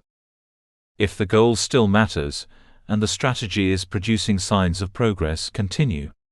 Improve your methods and give yourself more time. But if repeated evidence shows that the current approach is ineffective, be willing to adapt. Changing direction is not necessarily quitting. Sometimes it is wisdom. A person can remain committed to the destination, while choosing a completely different road. Do not become so attached to one method that you sacrifice the larger purpose. Let setbacks improve your strategy. Every setback should leave you with a better strategy than the one you had before. If you applied for a job and were rejected, improve your resume, interview skills, qualifications, or networking approach. If a business idea failed, examine the market, customer needs, pricing, execution, and timing. If a relationship ended because of communication problems, learn how to communicate more honestly and listen more carefully in the future. Do not simply say, "It did not work." Ask, "Why did it not work?" Then go deeper. What assumption was wrong? What did I overlook? What should I have done earlier? What would I change if I had another opportunity? These questions transform disappointment into strategy. You become more dangerous to failure because every experience makes you wiser. Reinvention after disappointment. Some of the most inspiring stories in life begin with disappointment. People lose jobs and discover careers they never considered. Businesses collapse, and their founders return with stronger ideas. Athletes suffer injuries and rebuild themselves with new determination. Individuals experience rejection and eventually discover opportunities that better match their abilities. Their greatest achievement was not avoiding disappointment. It was refusing to let disappointment become the final chapter. Reinvention begins when you realize that the ending of one chapter does not mean the ending of your story. Sometimes failure removes an option you were attached to so that you can discover another path. Sometimes it forces you to develop qualities you would never have developed under easier circumstances. Sometimes it reveals weaknesses that success would have allowed you to ignore. You may not appreciate the lesson immediately, but one day you may look back and realize that what felt like the end was actually a redirection. The failure review. Choose one failure from your past that still carries emotional weight. Instead of avoiding it, examine it with honesty and compassion. First, ask yourself, what happened? Describe the situation without exaggeration or self-judgment. Focus on facts. Then ask, what was within my control? Separate your responsibility from circumstances you could not influence. Next, ask, what did I learn? Identify the knowledge, skill, warning sign, or insight that experience gave you. Finally, ask, what will I do differently next time? Turn your lesson into a specific change in behavior. This exercise can transform the meaning of an old failure. The past cannot be changed, but your interpretation of it can change. More importantly, what you do with the lesson can change your future. Do not waste your pain. Use it. Do not allow rejection to convince you that you are worthless. Do not allow mistakes to convince you that you are incapable. Do not allow one disappointing season to convince you that your entire future is doomed. You are still learning. You are still becoming. You are still capable of beginning again. Failure becomes valuable when you stop asking, "Why did this happen to me?" and start asking, "What can this teach me?" That question changes everything. Because when you learn to think through failure, failure loses some of its power over you. You stop seeing setbacks as walls and begin seeing them as information. You stop measuring your worth by individual outcomes and begin measuring your growth by how wisely you respond. The goal is not to build a life without failure. The goal is to build a character that knows what to do when failure arrives. Fall if you must. Grieve if you need to. Reflect honestly. Learn deeply. Adjust your strategy. Then rise again. Your failure may be part of your story, but it does not have to be the end of it. Chapter 7: Make better decisions under pressure. Every important life is shaped by decisions. Some decisions are small and almost forgettable, while others can change the direction of your entire future. The career you choose, the people you trust, the opportunities you accept, the habits you develop, the risks you take, and the moments when you decide to walk away can all create consequences that last for years. Yet making good decisions is not always easy. When life is calm, thinking clearly can feel natural. But when pressure rises, emotions become intense, information is incomplete, and the consequences seem enormous, even intelligent people can make choices they later regret. Fear can make you avoid an opportunity. Anger can make you say something you cannot take back. Excitement can make you overlook danger. Desperation can make you accept an option you would normally reject. The challenge is not to eliminate emotion. You are human, and emotions are part of being human. The challenge is to learn how to think clearly while emotions are present. Extraordinary achievement requires this ability. You must learn to make thoughtful decisions, even when the situation is uncomfortable, uncertain, or urgent. Intelligence does not guarantee good decisions. Being intelligent does not automatically make someone a good decision maker. A person can have an impressive education, considerable experience, and strong analytical ability while still making terrible choices. Why? Because decisions are influenced by more than logic. They are influenced by fear, ego, assumptions, pressure, past experiences, social expectations, and the desire to feel comfortable. Sometimes the smartest person in the room makes the poorest decision, because they are emotionally attached to being right. This is why self-awareness matters. Before making an important decision, learn to recognize what is influencing you. Are you acting from confidence or fear? Are you responding to facts or assumptions? Are you choosing what is genuinely best, or simply choosing what will make you feel better right now? You do not need to become emotionless. You need to become aware. Do not let emotions make permanent decisions. Emotions can be powerful, but they are often temporary. Anger rises and eventually falls. Fear can make a situation appear more dangerous than it actually is. Excitement can make an opportunity look better than it really is. Disappointment can make the future appear hopeless. If you make a permanent decision based entirely on a temporary emotion, you may create consequences that remain long after the emotion has disappeared. This is why learning to pause is powerful. When emotions are intense, give yourself space whenever circumstances allow. Do not immediately send the angry message. Do not resign from your job in the middle of an argument. Do not make a major purchase simply because you feel excited. Do not abandon a meaningful goal because one difficult day made you doubt yourself. Pause.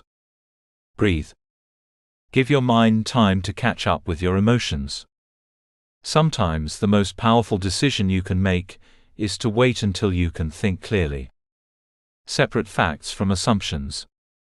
One of the most dangerous things about uncertainty is that the human mind hates empty spaces. When we do not know something, we often create an explanation. Someone does not respond to your message, and you assume they are angry. A business opportunity becomes difficult, and you assume it will fail. You make a mistake at work, and you assume everyone thinks you are incompetent. But assumptions are not facts. Before making an important decision, separate what you know from what you believe. Ask yourself what evidence you actually have. Then identify the conclusions your mind has created without enough evidence. This simple distinction can prevent unnecessary fear and poor judgment. The more clearly you understand reality, the better your decisions become. Learn to tolerate uncertainty. You will never have complete information. There will always be unknowns. You may not know exactly what the economy will do, how someone will respond, whether a new opportunity will succeed, or what your future will look like. If you wait for perfect certainty, you may wait forever. Successful people learn to make reasonable decisions with incomplete information. This does not mean acting recklessly. It means accepting that uncertainty is part of life. Ask yourself, what do I know right now? Then ask, what is the most reasonable action based on what I know? You do not need to know everything. You need enough information to make the next wise move. Sometimes clarity comes after action, not before it. Consider the long-term consequences. One of the greatest threats to good decision-making is confusing immediate relief with long-term benefit. The easiest decision today is not always the best decision for tomorrow. Avoiding an uncomfortable conversation may give you temporary peace, but create a larger problem later. Spending money impulsively may provide immediate pleasure while creating financial pressure afterward. Choosing comfort over growth may feel good today, while limiting your opportunities tomorrow. Before making a major decision, ask yourself, how will I feel about this choice 6 months from now? What about 5 years from now? This question creates distance between your present emotions and your future consequences. Your future self has to live with many of the decisions your present self makes. Make choices your future self will respect. Understand risk and reward. Every meaningful opportunity involves some degree of risk. Starting a business involves risk. Changing careers involves risk. Investing in yourself involves risk. Moving to a new place involves risk. Even remaining exactly where you are involves risk because staying still has consequences too. The goal is not to eliminate risk. The goal is to understand it. Ask what you could gain, what you could lose, how likely those outcomes are, and whether you can recover if things go badly. Do not only ask, what if this fails? Also ask, what if I never try? Sometimes the greater risk is allowing fear to prevent you from pursuing something that matters. Courage does not mean ignoring risk. Courage means understanding the risk and deciding consciously whether the potential reward is worth it. Know when to act and when to wait. There are moments when hesitation protects you, and there are moments when hesitation becomes the problem. If you need more information, waiting may be wise. If emotions are overwhelming your judgment, waiting may be wise. If the consequences are difficult to reverse, careful consideration is valuable. But sometimes, you already have enough information and are simply afraid. You research one more article. You ask one more person. You wait for a better opportunity. You tell yourself that tomorrow will be clearer. Eventually, preparation becomes procrastination. Learn to recognize the difference between thoughtful patience and fear, disguised as preparation. You will never receive a guarantee that everything will work out. At some point you must decide. Stop waiting for the perfect decision. Perfectionism can make decision-making exhausting. You may believe that there is one perfect choice, and that if you analyze enough, you will discover it. But many decisions do not have a perfect answer. They have reasonable options, each with advantages and disadvantages. Waiting for certainty can cost you opportunities. Instead of asking, what is the perfect decision?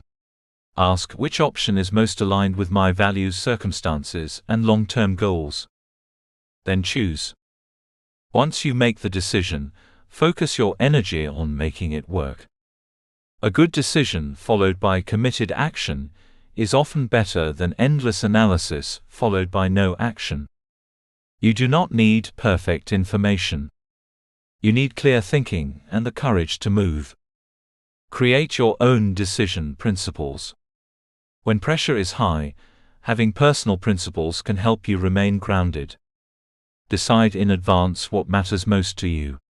Perhaps you value honesty, responsibility, long-term growth, family, health, freedom, learning, or integrity. When faced with difficult choices, return to those principles. If an opportunity requires you to compromise something you deeply value, the money or status may not be worth it. If a decision supports the person you are trying to become, it may be worth pursuing even if it is uncomfortable. Your principles become an internal compass. When external circumstances are confusing, your values can provide direction. The decision filter. Before making a major decision, slow down and ask yourself 5 important questions. What do I know? What am I assuming? What could go wrong? What happens if I do nothing? Which choice best supports my long-term goals? These questions force you to move beyond emotional reaction. They help you examine reality, identify uncertainty, consider consequences, recognize the cost of inaction, and reconnect the decision to your larger purpose. You do not need to answer these questions perfectly.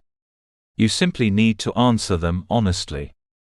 The quality of your life is strongly connected to the quality of your decisions. You will make mistakes. Everyone does.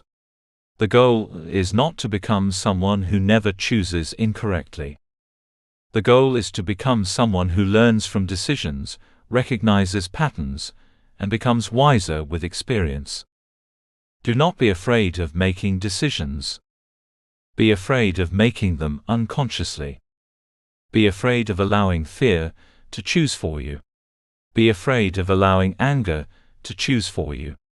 Be afraid of allowing other people's expectations to choose your life. Pause when you need to pause. Move when you need to move. Gather information, but do not hide behind endless research.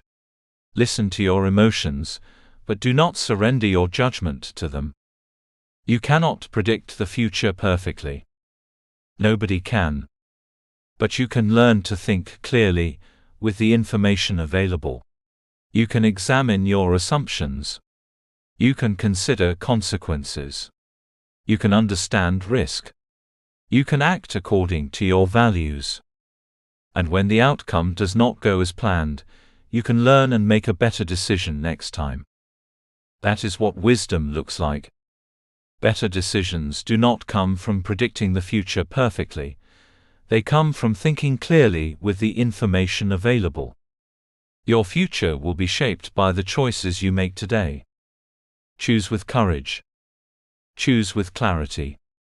Choose with intention. And when the pressure rises, remember that you do not need to know exactly what tomorrow will bring. You only need to make the wisest decision you can with what you know today. Chapter 8: Surround yourself with excellence. You may not realize it, but the people around you are constantly influencing the person you are becoming. Their attitudes affect your expectations. Their habits influence your behavior. Their conversations shape what you consider normal. Their ambitions can expand your imagination, while their limitations can quietly become the boundaries of your own thinking. This does not mean that you should judge people according to their achievements, or abandon everyone who does not share your ambitions. It means you should become intentional about your environment. The people you consistently spend time with have a powerful influence on your beliefs, standards, choices, and direction.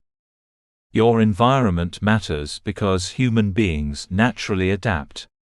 We observe the people around us and unconsciously adjust ourselves to fit our surroundings. When you spend time with people who value learning, responsibility, courage, discipline, and growth, those qualities can begin to feel normal. When you constantly surround yourself with negativity, excuses, gossip, laziness, or hopelessness, those behaviors can also become normal. You do not have to become someone else to grow. But you must be willing to place yourself where growth is encouraged. Your social circle shapes your standards. One of the most powerful influences in your life is your social circle. The people around you help determine what you consider acceptable. If everyone around you complains about their circumstances, complaining may begin to feel natural. If everyone avoids responsibility, responsibility may begin to seem unnecessary. If everyone constantly talks about what they cannot achieve, you may eventually stop believing that greater possibilities exist. But the opposite is also true. When you spend time around people who take responsibility for their lives, pursue meaningful goals, and refuse to remain trapped by excuses, you begin to see a different standard. You hear people discussing ideas instead of gossip. You see people solving problems instead of endlessly complaining about them. You watch them take action even when they are afraid. Their behavior becomes evidence that another way of living is possible. This is why your environment can either reinforce your limitations or challenge you to rise above them. Standards spread through relationships. People rarely announce when their standards are changing. It happens gradually. You spend time with someone who exercises regularly, and eventually exercise becomes part of your conversations. You become friends with someone who reads, and you begin discovering books you would never have considered. You work with someone who takes deadlines seriously, and their professionalism encourages you to become more organized. Standards spread. When something is repeatedly demonstrated around you, your mind begins to recognize it as normal. This can work against you, but it can also work for you. If you want to become more disciplined, spend time with disciplined people. If you want to become more ambitious, spend time with people who are building meaningful things. If you want to become more thoughtful, surround yourself with people who think deeply and ask good questions. Do not simply admire excellence from a distance. Spend time close enough to learn how it is created. Know who energizes you. Not every relationship affects you in the same way. Some people leave you feeling encouraged, challenged, understood, and energized. After spending time with them, you feel more capable of facing your responsibilities. They may not always agree with you, but they genuinely want to see you grow. Other relationships leave you exhausted. You may constantly feel criticized, manipulated, discouraged, or pulled into negativity. Every conversation becomes a complaint. Every opportunity becomes a reason why something will not work. Every success is treated with suspicion or jealousy. You should learn to notice how relationships affect you. This does not mean immediately cutting people out of your life.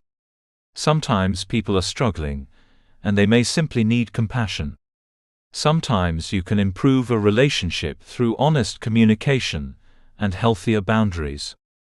But if a relationship consistently pulls you away from the person you are trying to become, you must take that seriously. Protecting your growth does not make you arrogant. It makes you responsible. Find mentors and role models. You do not have to figure everything out alone. One of the fastest ways to grow is to learn from people who have already traveled part of the road you want to walk. A mentor does not have to be someone famous. It may be a teacher, manager, entrepreneur, coach, relative, community leader, or experienced professional. What matters is that they possess knowledge or experience that can help you see more clearly. Study how they think. Ask thoughtful questions. Pay attention to how they handle pressure, mistakes, relationships, and responsibility. You can also learn from people you have never met. Books, interviews, lectures, biographies, and educational material allow you to spend time with extraordinary minds across generations. Someone can become your teacher, even if you never speak to them personally. The important thing is to remain teachable. Learn from people ahead of you. Sometimes pride prevents people from learning. They want to appear knowledgeable, so they avoid admitting that someone else knows more. But growth requires humility. If someone is ahead of you in an area you care about, study them instead of resenting them. Ask what they know that you do not know. Ask what habits help them succeed. Ask what mistakes they made. Pay attention to the principles behind their results. You do not need to copy their personality or reproduce their exact journey. Learn the principles, then apply them to your own life. Someone else's success is not proof that you are failing. It can be evidence that your desired outcome is possible. Become valuable to an ambitious community. It is not enough to find excellent people. You must also become someone excellent people want around them. If you want to join a community of ambitious, disciplined, thoughtful people, ask yourself what you bring. Are you dependable? Do you keep your word? Do you contribute ideas? Do you encourage others? Are you willing to help? Can people trust you with responsibility? The strongest communities are built by people who contribute rather than simply consume. Do not enter every relationship asking, "What can this person do for me?"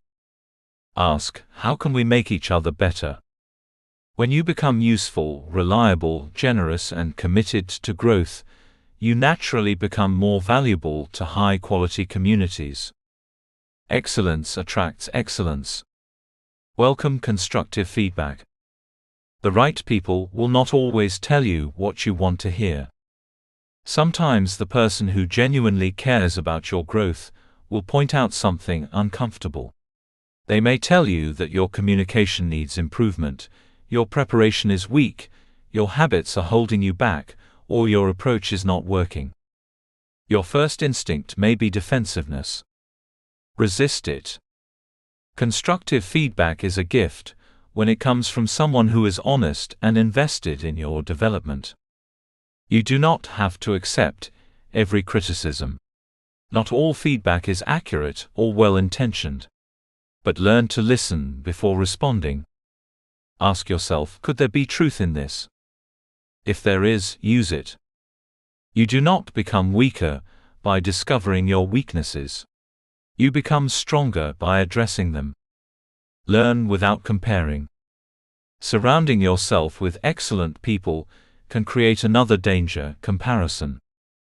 You see someone succeeding and immediately conclude that you are behind. You see their achievements without seeing their years of preparation. You see their results without knowing their sacrifices. You see their confidence without seeing the uncertainty they experienced along the way. Do not turn someone else's progress into evidence against yourself. Use excellence as education, not intimidation. Instead of saying, "Why am I not where they are?" ask, "What can I learn from how they got there?" Their journey is theirs.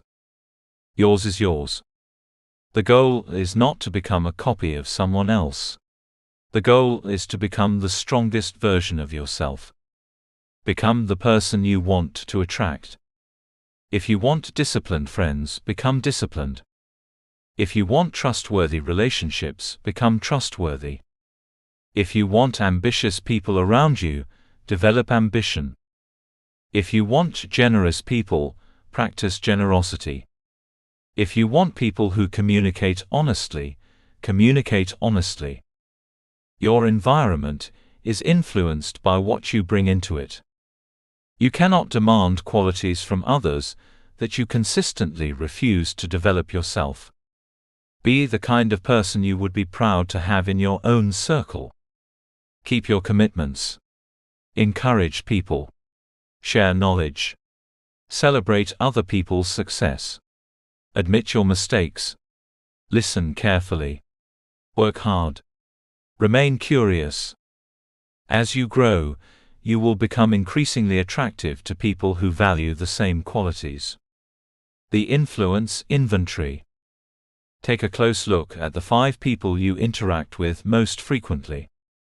For each person, ask yourself what you are learning from them.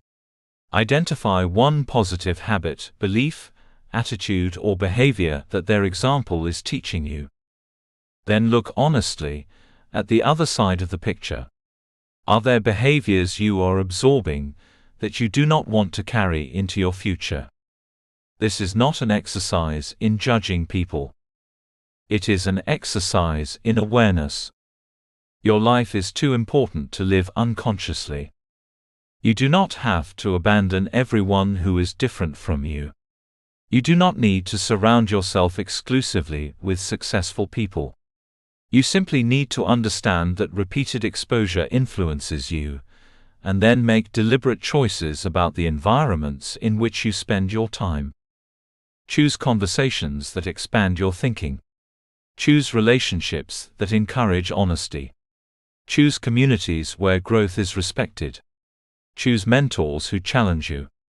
Choose friends who want to see you win, and who are willing to tell you the truth when you are getting in your own way. Most importantly, become the kind of person who contributes to the growth of others. Your environment should not become an excuse for your circumstances.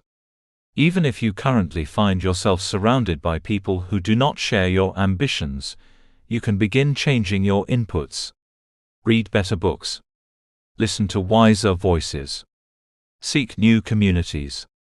Learn from people whose lives demonstrate qualities you admire. You have more influence over your environment than you may think. The people around you cannot determine your entire future, but they can influence the standards you carry into it. Choose carefully. Choose people who remind you of what is possible. Choose people who challenge your excuses without destroying your confidence. Choose people who celebrate your growth without competing with your progress. You do not have to become someone else. You simply have to place yourself in environments that make your best self easier to become. Because the right environment does more than surround you. It stretches you. It challenges you. It teaches you. And sometimes, it introduces you to a version of yourself you never knew was possible. Chapter 9. Think long-term when others think short-term. We live in a world that rewards immediacy. We want quick results, instant communication, rapid success, and visible progress. We want to learn something today and be good at it tomorrow. We want to start a business and see profits immediately. We want to exercise for a few weeks and expect a completely transformed body. We want to invest once and become wealthy quickly. But many of the most valuable things in life do not work that way. Great careers take time to build. Strong relationships require years of trust. Valuable skills require repeated practice. Financial security grows through consistent decisions. Character is developed through thousands of choices that nobody may ever notice. The people who achieve extraordinary results are often willing to do something others are unwilling to do: wait. They are willing to work today for rewards that may not appear for months or even years. This is the power of long-term thinking. The power of patience. Patience is not simply waiting. True patience is continuing to act wisely while you wait for results. Anyone can become excited when progress is visible. The real test comes when you are working hard and nothing seems to be changing. You study, but the knowledge does not seem to improve your life immediately. You exercise, but the physical transformation is slow. You save money, but the amount still seems small. You build relationships, but trust takes time. You work on your craft, but recognition does not come.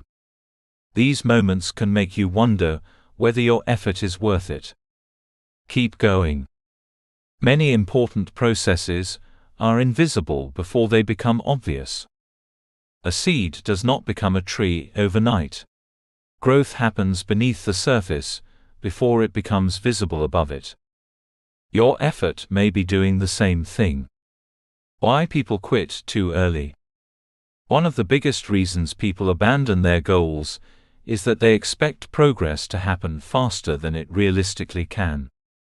They begin with excitement, work intensely for a short period, and then become disappointed when the results do not match their expectations. They assume the strategy is failing. Sometimes it is. But sometimes the strategy simply needs more time. If you stop every time progress becomes slow, you will spend your life restarting instead of building.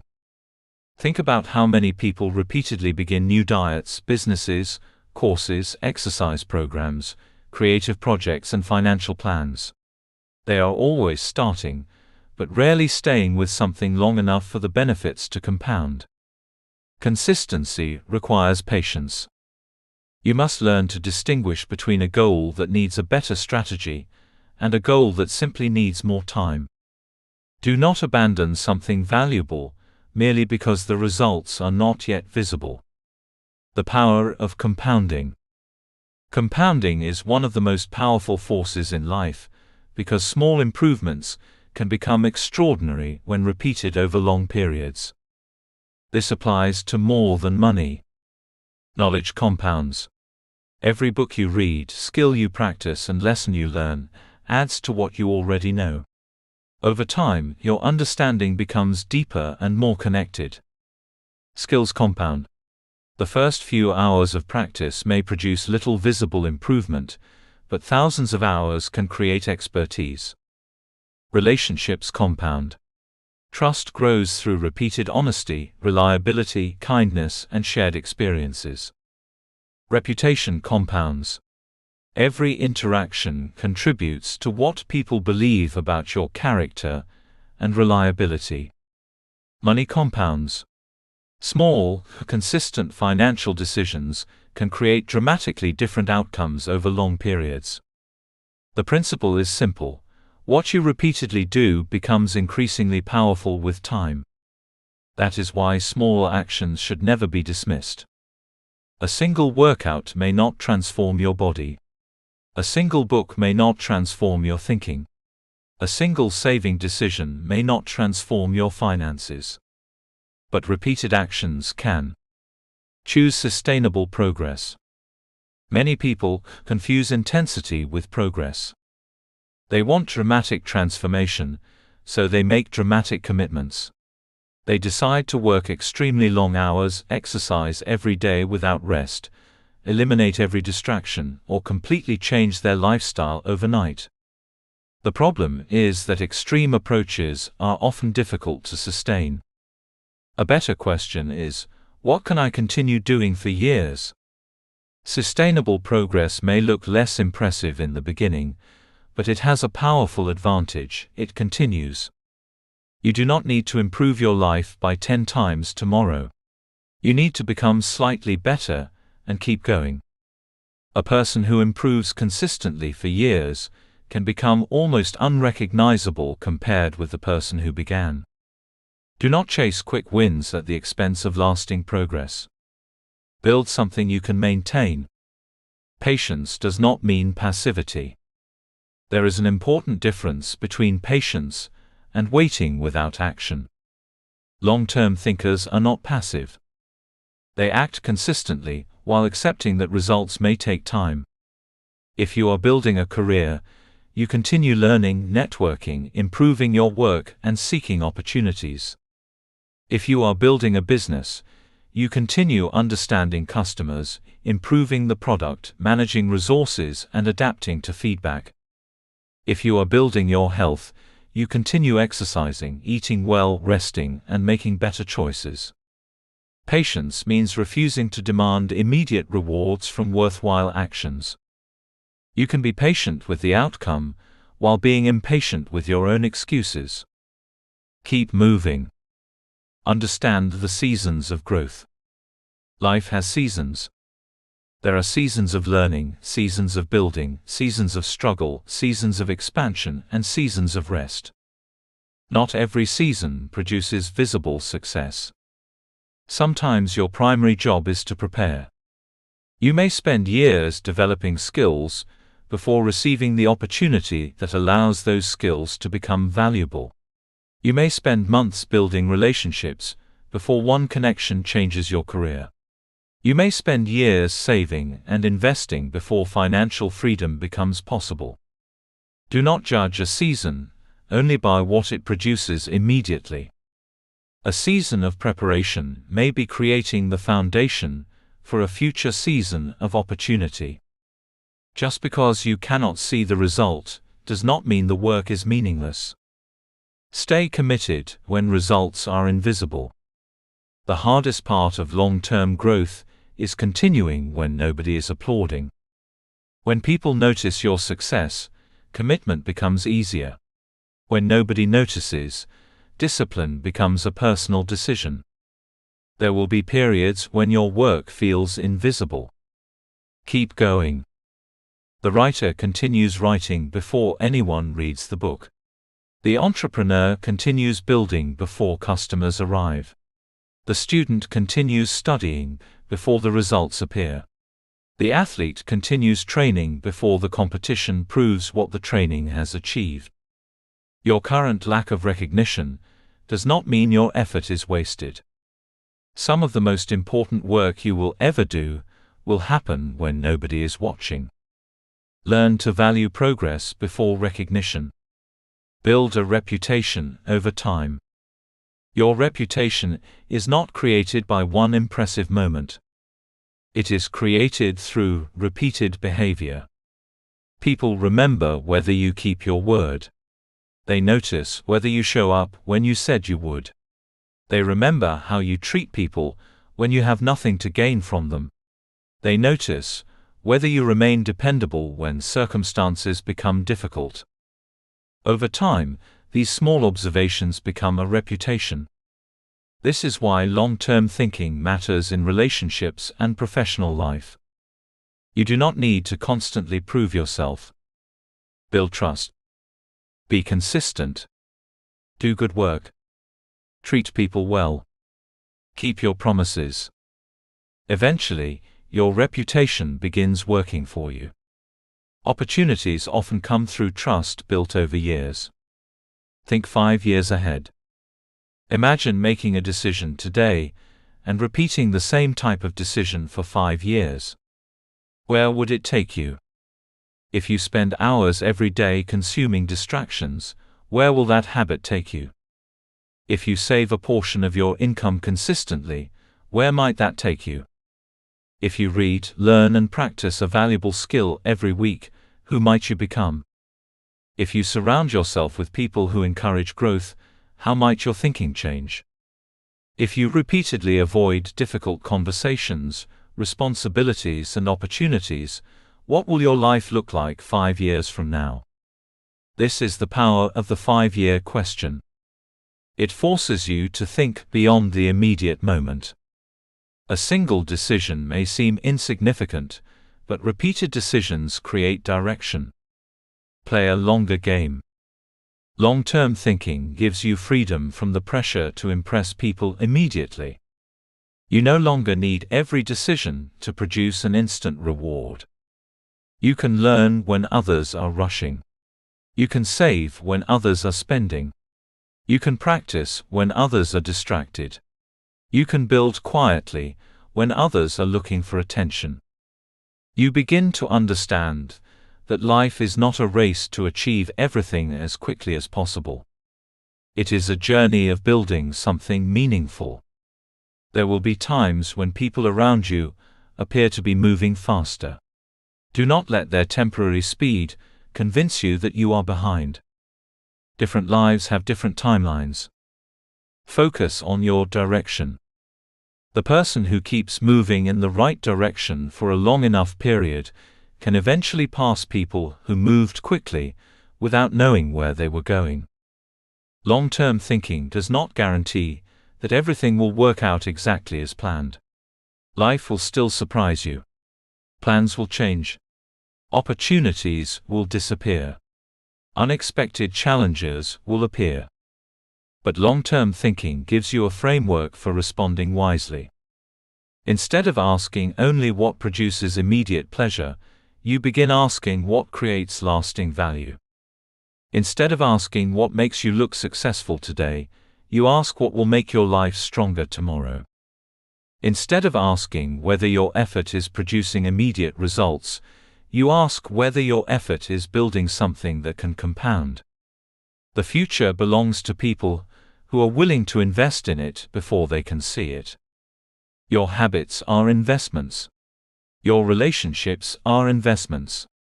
Your knowledge is an investment. Your character is an investment. Your health is an investment. Your reputation is an investment.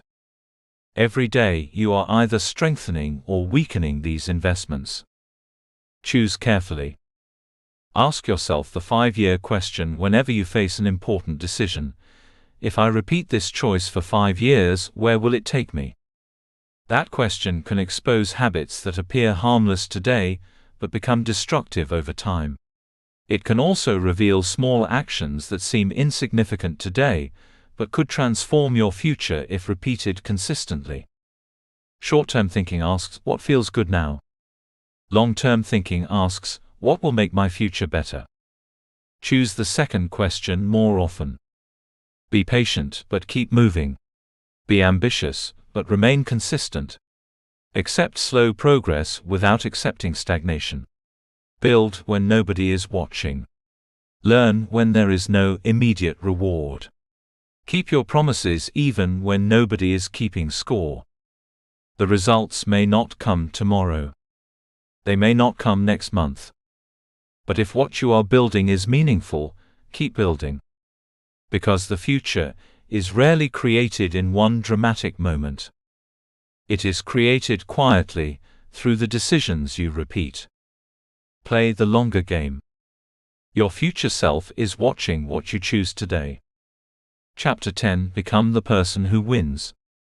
There is a difference between achieving success and becoming successful. You can achieve a particular goal and still lack the character required to sustain what you have gained. You can make money and still make poor decisions. You can receive recognition and still feel empty. You can reach an important destination and discover that you have not developed the person capable of enjoying, protecting, and building upon the achievement. This is why the ultimate goal should never be limited to winning once. The greater goal is to become the kind of person who can create meaningful success repeatedly.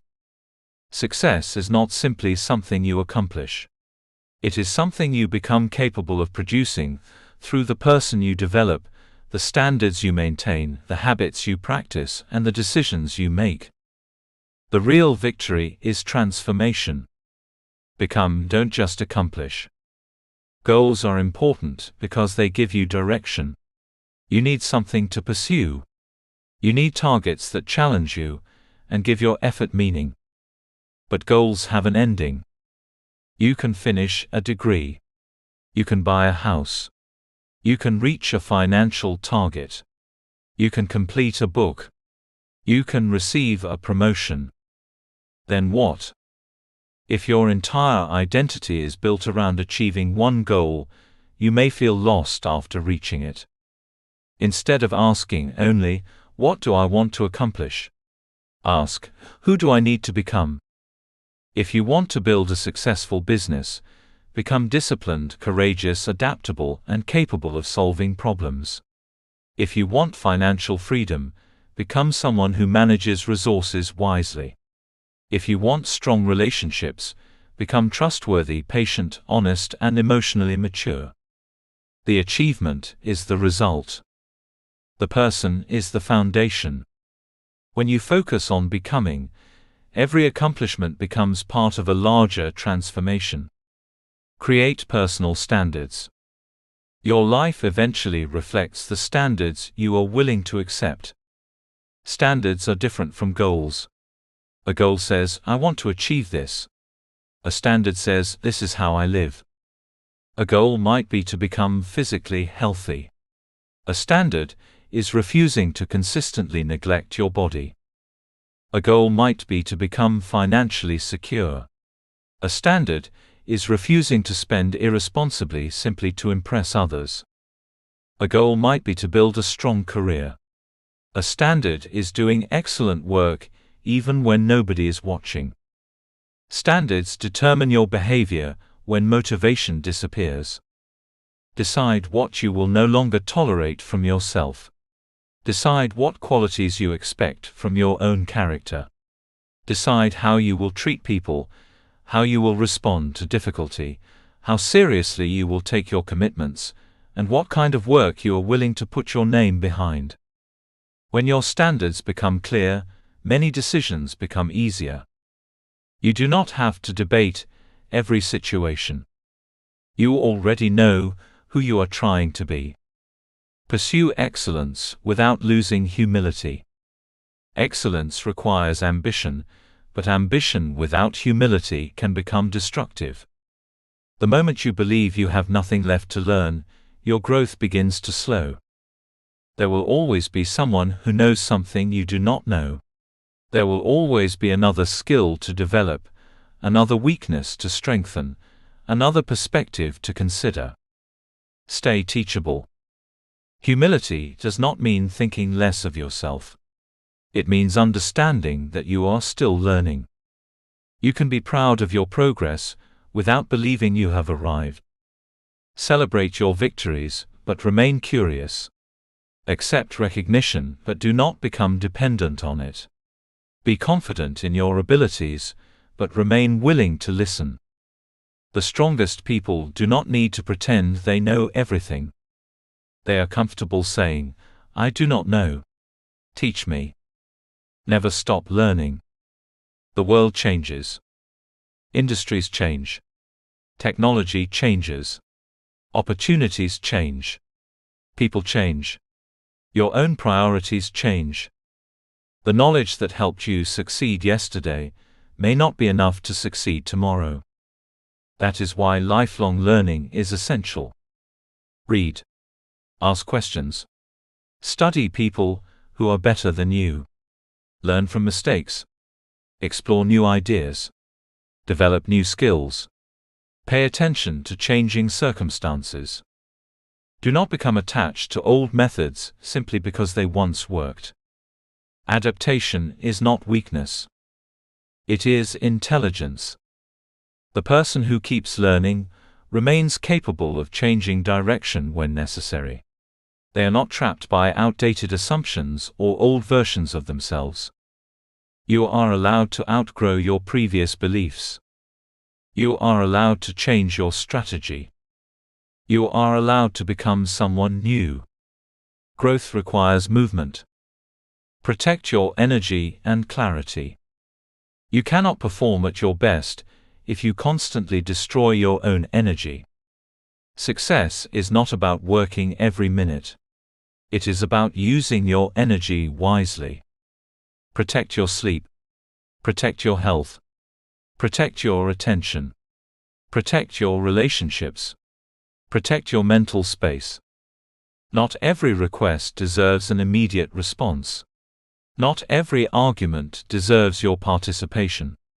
Not every opportunity deserves your time.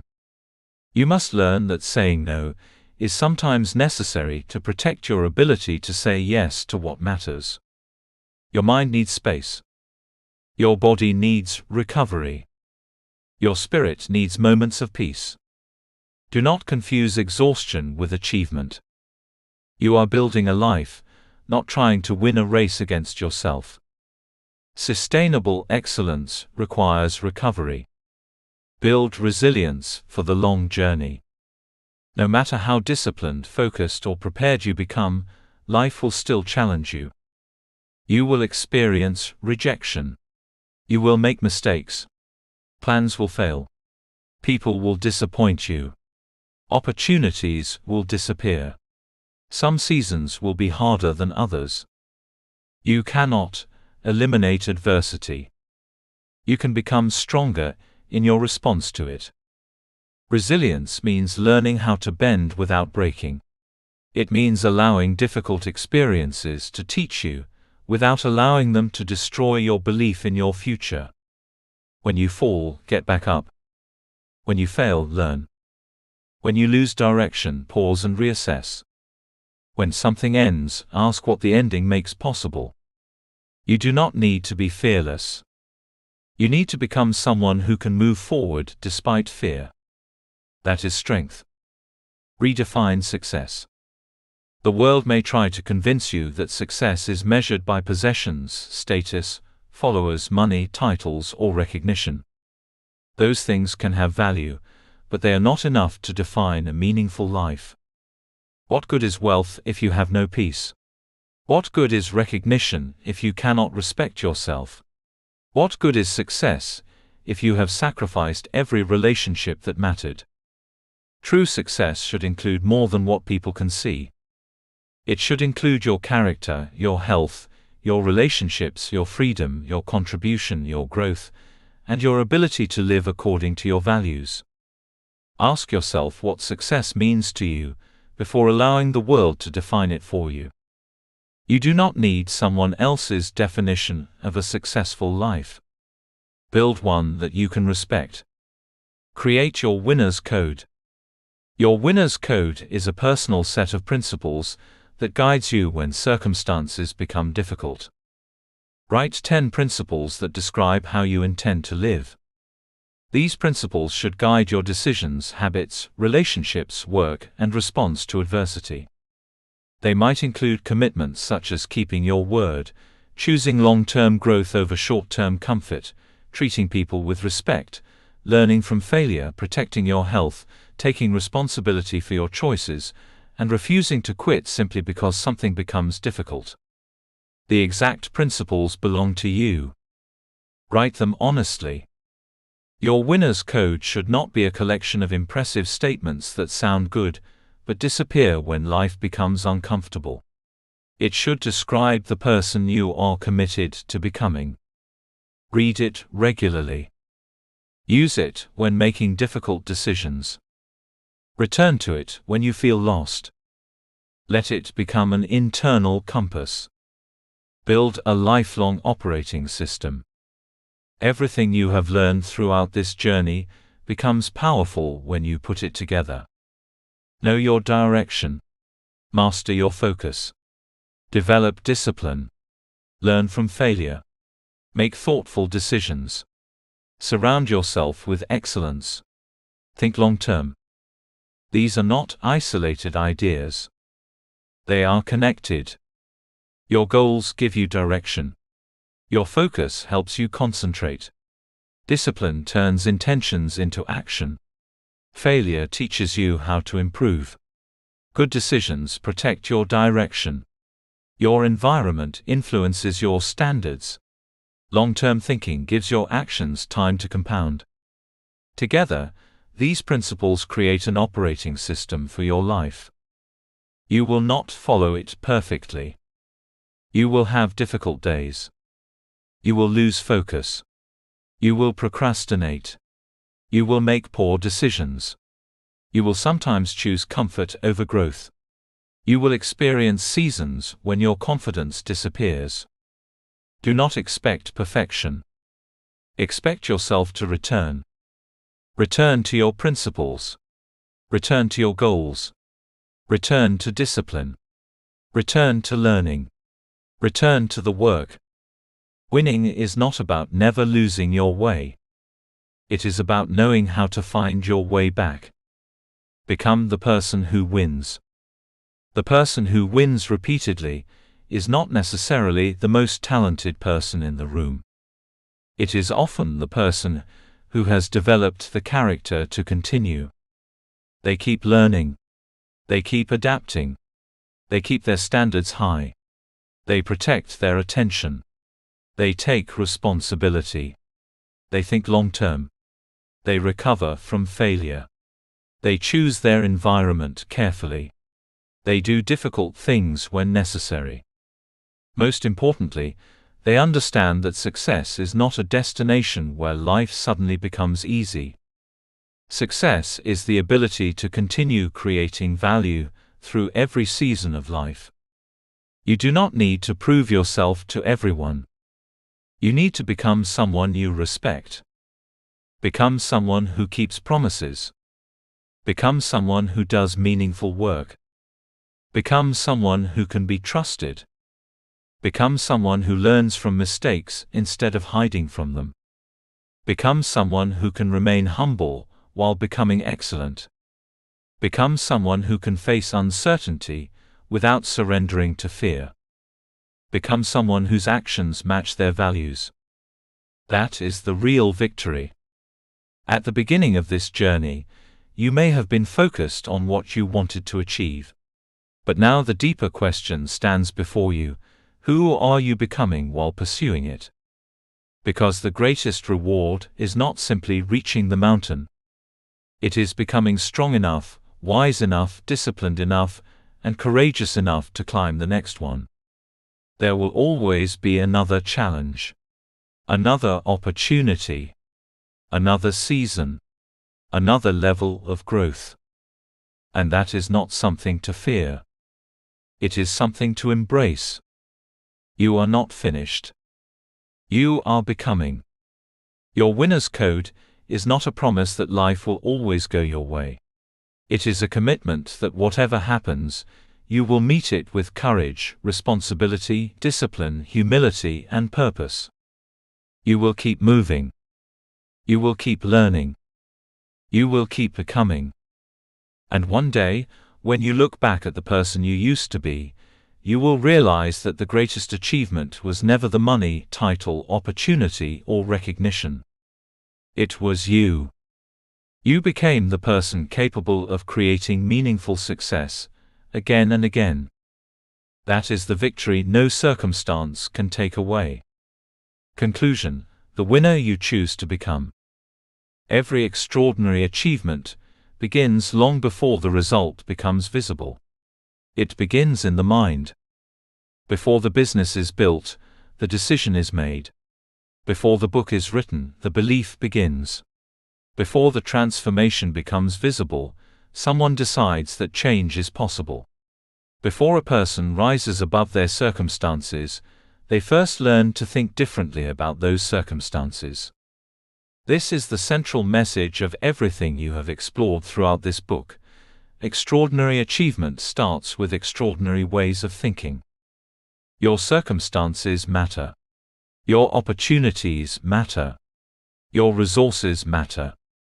But none of them can completely determine the direction of your life. Between what happens to you and what you eventually become is something incredibly powerful: your ability to think, choose, respond, and act. That ability is where your power begins. You have learned that thinking intentionally means refusing to live completely on autopilot. Instead of allowing circumstances, emotions, habits, and other people's expectations to determine your direction, you learn to ask better questions and make conscious choices. You have learned that growth begins with believing that you are capable of becoming more. Your current abilities are not necessarily your final abilities. Your past does not have to become your future. You can learn, improve, adapt, and develop qualities that you may not possess today. You have learned the importance of creating a compelling vision. Without direction, effort can become scattered. A meaningful vision gives your actions purpose. It reminds you why the difficult work is worth doing, and gives you something greater than temporary comfort to move toward. You have learned to protect your focus, because your attention is one of your most valuable resources. In a world competing constantly for your mind, the ability to concentrate on what matters is a serious advantage. Where you repeatedly place your attention, your energy follows. Where your energy goes consistently, your life eventually moves. You have learned that discipline carries you when motivation disappears. Motivation can inspire you to begin, but discipline teaches you to continue. The most important actions in your life will not always be exciting.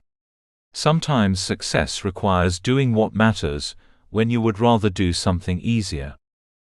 You have learned to think through failure. Failure is not necessarily a judgment of your worth. It can be information. It can reveal weaknesses, expose assumptions, improve your strategy, and teach you something success might never have taught you.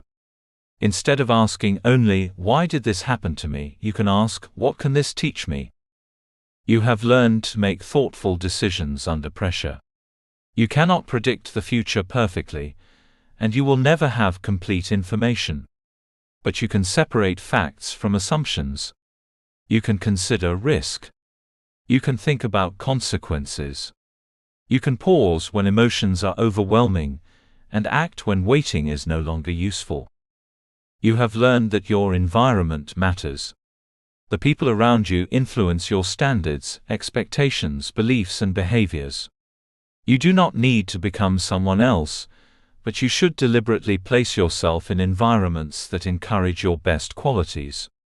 Find people who challenge you, teach you, support your growth, and remind you of what is possible.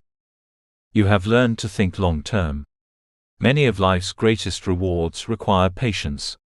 Skills compound. Knowledge compounds. Relationships compound. Reputation compounds. Financial decisions compound. Small actions that appear insignificant today can become powerful when repeated for years. Finally, you have learned that the ultimate goal is not simply to accomplish something impressive.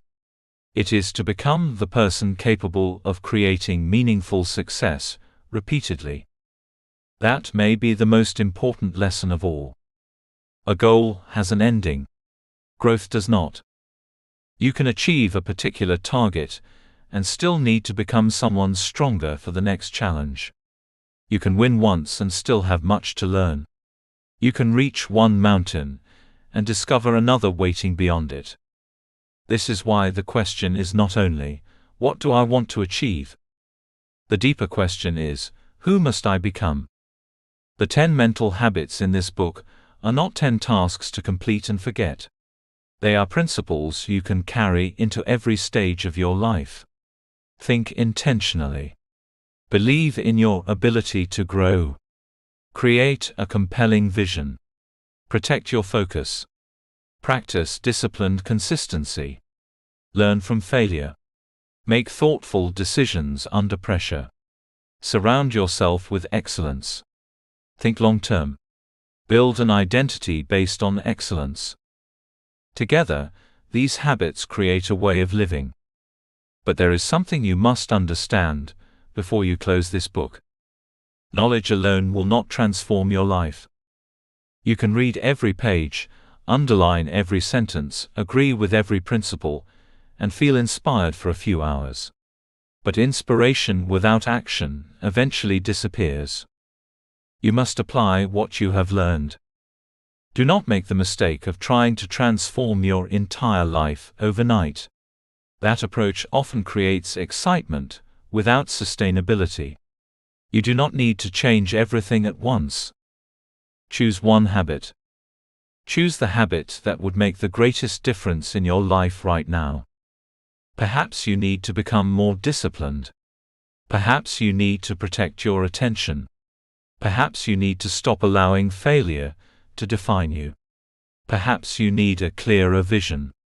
Perhaps you need to think more carefully before making important decisions. Choose one. Then practice it. Give yourself time. Extraordinary achievement is usually not built through one dramatic decision. It is built through small decisions repeated over long periods. One focused hour. One disciplined choice. One difficult conversation. One page written. One workout completed. $1 saved. One lesson learned. One distraction removed. One promise kept. One decision made with courage instead of fear. These actions may seem ordinary when viewed individually. But life is not experienced through isolated moments. It is experienced through patterns. And patterns become your life. The person you become 5 years from now will be influenced by what you repeatedly do between now and then. So do not underestimate today. Today is where the future begins. The 30-Day Winner's Mindset. Now it is time to move from reflection to action. For the next 30 days, challenge yourself to practice the mindset you have developed throughout this book. You do not need a complicated system. You need commitment. During the first week, focus on awareness. Pay attention to your thoughts, habits, reactions, and patterns. Notice when you make excuses. Notice what distracts you. Notice what causes you to doubt yourself. Notice where you spend your time and energy. Do not judge yourself. Observe yourself. You cannot change a pattern you refuse to see. During the second week, focus on discipline. Choose one powerful daily habit that supports the person you want to become. Make it realistic, meaningful, and repeatable. Then keep your commitment. Do not worry about being perfect. Your goal is to prove to yourself that you can keep showing up. During the third week, focus on your attention. Identify the distractions that repeatedly consume your mental energy. Remove what you can. Reduce what you cannot remove. Give your best hours to your most important work. For this week, practice being fully present. When you work, work. When you learn, learn. When you speak to someone, listen. When you rest, rest. Stop allowing your attention to be divided unnecessarily. During the fourth week, focus on growth. Review the failures you have experienced. Examine important decisions you have made. Look honestly at your relationships and environment. Revisit your long-term goals. Ask yourself what is working, what is not working, and what needs to change. Do not be afraid of honest answers. Growth requires honesty. At the end of the 30 days, look back at the person who began the challenge and compare them with the person standing there now. You may not have transformed everything. That is okay. The goal was never to become perfect in 30 days. The goal was to begin becoming intentional. And once you understand that change is created through repetition, you will no longer feel the need to transform your entire life in one dramatic moment. You will simply keep improving. That is how extraordinary lives are built. Your circumstances may influence where you begin, but your thinking influences what you do next. Change the way you interpret challenges. Change the standards you hold yourself to. Change the habits you repeat. Change the people and environments you allow to influence you. Change the way you respond when things do not go according to plan. And over time, those changes can transform not only what you accomplish, but who you become. So now the final question belongs to you. What would change if you began thinking, deciding, and acting like the person you want to become? What would you do differently tomorrow? What would you stop tolerating? What would you finally begin? What goal would you pursue if you believed you were capable of growing into the person required to achieve it? What decision would you make if fear were no longer allowed to make it for you? What would happen if you stopped waiting for the perfect moment and started using the moment you have? You may not be able to control everything that happens next, but you can control your response. You can choose your thoughts. You can choose your standards. You can choose your habits. You can choose your environment. You can choose whether you rise after failure. You can choose whether you continue learning. You can choose whether you keep showing up. And those choices matter. Winning is not a single moment. It is a way of approaching life. It is choosing courage when fear appears. It is choosing discipline when motivation disappears. It is choosing growth when comfort calls. It is choosing responsibility when blame feels easier. It is choosing patience when results are slow. It is choosing excellence when nobody is watching. The winner you become is being shaped by the choices you make today. So begin. Begin imperfectly. Begin with what you have. Begin where you are. Then keep going. Your future is not waiting for you to become perfect. It is waiting for you to become intentional. Your circumstances may have written the opening chapters of your story, but they do not have to write the ending. The next chapter is yours. Think differently. Choose wisely. Act consistently. Keep learning. Keep becoming. And never forget that the greatest victory is not simply reaching a place where you can say, "I won." It is reaching a place where you can look at the person you have become and say, "I became someone capable of winning again." Thank you for reading this book. I hope you enjoyed it. Please remember to leave us a review. TM Light. Disclaimer. This book was created with the assistance of artificial intelligence. While every effort was made to ensure the accuracy and relevance of the content, readers should note that this cannot be considered professional advice. Readers are encouraged to apply their own judgment and consult experts where needed.